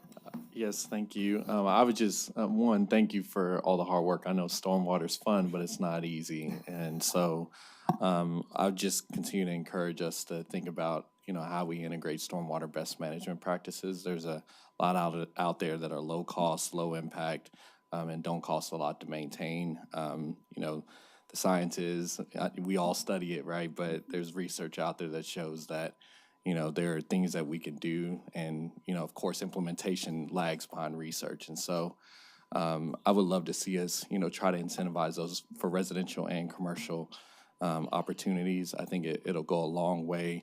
We can't concrete our way out of this, whether it's pipes, detention, et cetera. I think there's a really unique opportunity for us as a city to leverage some best management practices that aren't as intensive as some of the ones we're discussing. Future agenda items. Elizabeth? Microphone. Leonard? I'm not sure if anything can be done with the current city ordinance, but we're receiving a lot of complaints from the area in the district about loud music at construction sites. And it's just really becoming bothersome for neighbors and disturbing sort of their peace. Would it be possible to update the construction ordinance, which includes, I guess, management of noise violations, to be sure that the neighbors aren't disturbed? I see Dana taking that all down, and we'll consider that as a future agenda item. Thank you. And thank you for teeing that up nicely for me, because that was on my list, was a review of our noise ordinance. Specifically looking at what other cities do in their entertainment districts, as far as stepping down noise over a period of time. So that at 10 o'clock, it's one, at 9, it's 1 versus 10, 11 as it gets later or earlier. Second is, I'd like to know if our PD has the ability per our noise ordinance to actually turn off the music, or, if it's a safety violation or, safety type situation, because we want to make sure, I'm thinking of the West 7th context. If there's a fight in a bar, we want them to be able to go in and cut the music off to make it as safe as possible. So I'd like those to be looked at in the noise ordinance as well. And then the next thing, my other IR is, I would like, in lieu of the budget workshops coming up and it's budget season, I would like staff to look at adding a position here at the City of Fort Worth that is a veterans liaison that would provide, let me just go back and say that Fort Worth is home to 43,000 veterans, and that's about 4.5% of our population. And cities like El Paso, Austin, Houston, San Antonio, Waco, some of them with much smaller percentage of veterans in their communities, have liaisons that are housed out of different offices, whether that's mayor's office, public engagement. They all have different structures. But across the board, they do things like provide a resource for veterans to call and get assistance. They provide a nexus of coordinating service organizations, similar to the way our diversity and inclusion department looks at how our policies are impacting people. This position would also look programmatically what we're doing at the city to support our veterans. And the one piece that is unique that I think would make Fort Worth's program different is that it's not simply a social services program. It doesn't offer, case management, but there's also an economic development piece to that. Veterans have a history of service, and they tend to continue that after their military service. I would say we're either called or glutton for punishment or both. But I think from an economic development standpoint, we have so many defense industry businesses here, and I think there's an opportunity to use this position to court and develop veteran-owned businesses to set up shop here in Fort Worth, much like we've seen the success story of Linear Labs and how they give back to the community. So I'd like to see that in preparation for the budget. Carlos, then Michael, then Alan. David, you'll remember this. I think I emailed you back in June on this. I would like staff, TPW staff, to review and make recommendations to update, change, or amend our ordinance regarding sidewalk maintenance. And you'll recall our prior discussion, so I won't belabor the point, but I think we need to review that and look at it and make whatever changes. And William, we talked about that too. Michael? Yes, two things. One, I'd like to, our community centers are an asset, and I didn't realize until recently that part of them are run by neighborhood services and part of them are run by parks. Talking with a couple of my colleagues, I don't think they understood that either. I'd like to see an IR that sort of explains how that works. I understand they've moved departments over time. I also would like to look at, as part of this budget, the community centers during the summer provide with Camp Fort Worth, I would say, critical childcare for people, especially in our underserved, underrepresented neighborhoods. Como, that's in my neighborhood, R.D. Evans in my district too. Look at how we might, I know there are scholarships, et cetera, available depending on income levels. I'm not sure that's satisfying all of the needs that are happening there, and I don't think it's a huge budget implication. We're talking about 125 kids, I think, that are at Como. It's somewhere in the neighborhood of $625 for the summer. A lot of those people have to pay that up front, which I also think we should look at how that looks. That's when this is their main childcare center of childcare, that may be so cost prohibitive for some. We also have some just different, like if they go on field trips or not go on field trips, the cost associated. I get that it costs more to go on field trips. I'm not sure that we should be delineating who can go and who can't, especially who's attending, who's going there. I think all the kids should be able to go on the field trips. So I throw that out there is figure out how we might be able to address that as part of this budget for next summer. And the second thing is administrative. I sent an email during the break. It looks like October 4th is still on the calendar as a meeting, but that's National Night Out, and I know I will not be here. So I don't think many of my colleagues will be out in our neighborhoods visiting with them. So we might need to look at what that looks like and other meetings that might conflict with other things that. They Thanks. always mess that up. Alan? Thank you. So actually, I just want to tack on to two earlier things that were mentioned. One with the noise ordinance. At our annual meeting last night in the Heritage community, residents raised concerns about certain automobiles that have extremely loud exhausts. And the simple fact that past a certain time in the evening, you can't operate a lawnmower, you can't operate machinery, but you can sit out there and gun your car, you can make all kinds of noise, and that's a legitimate, the police can't do anything based on the noise. Is that something that can be added to our noise ordinance is question one. And then the second item, with regard to our community centers, there's actually a third, and that's the YMCA that has the North Park Community Center. And I'd like to understand better that too, and what the longer term plans are to do there. Okay. Any other future agenda items? Is there another need for another executive session? Good. Is there a motion to adjourn? All right, see y'all shortly.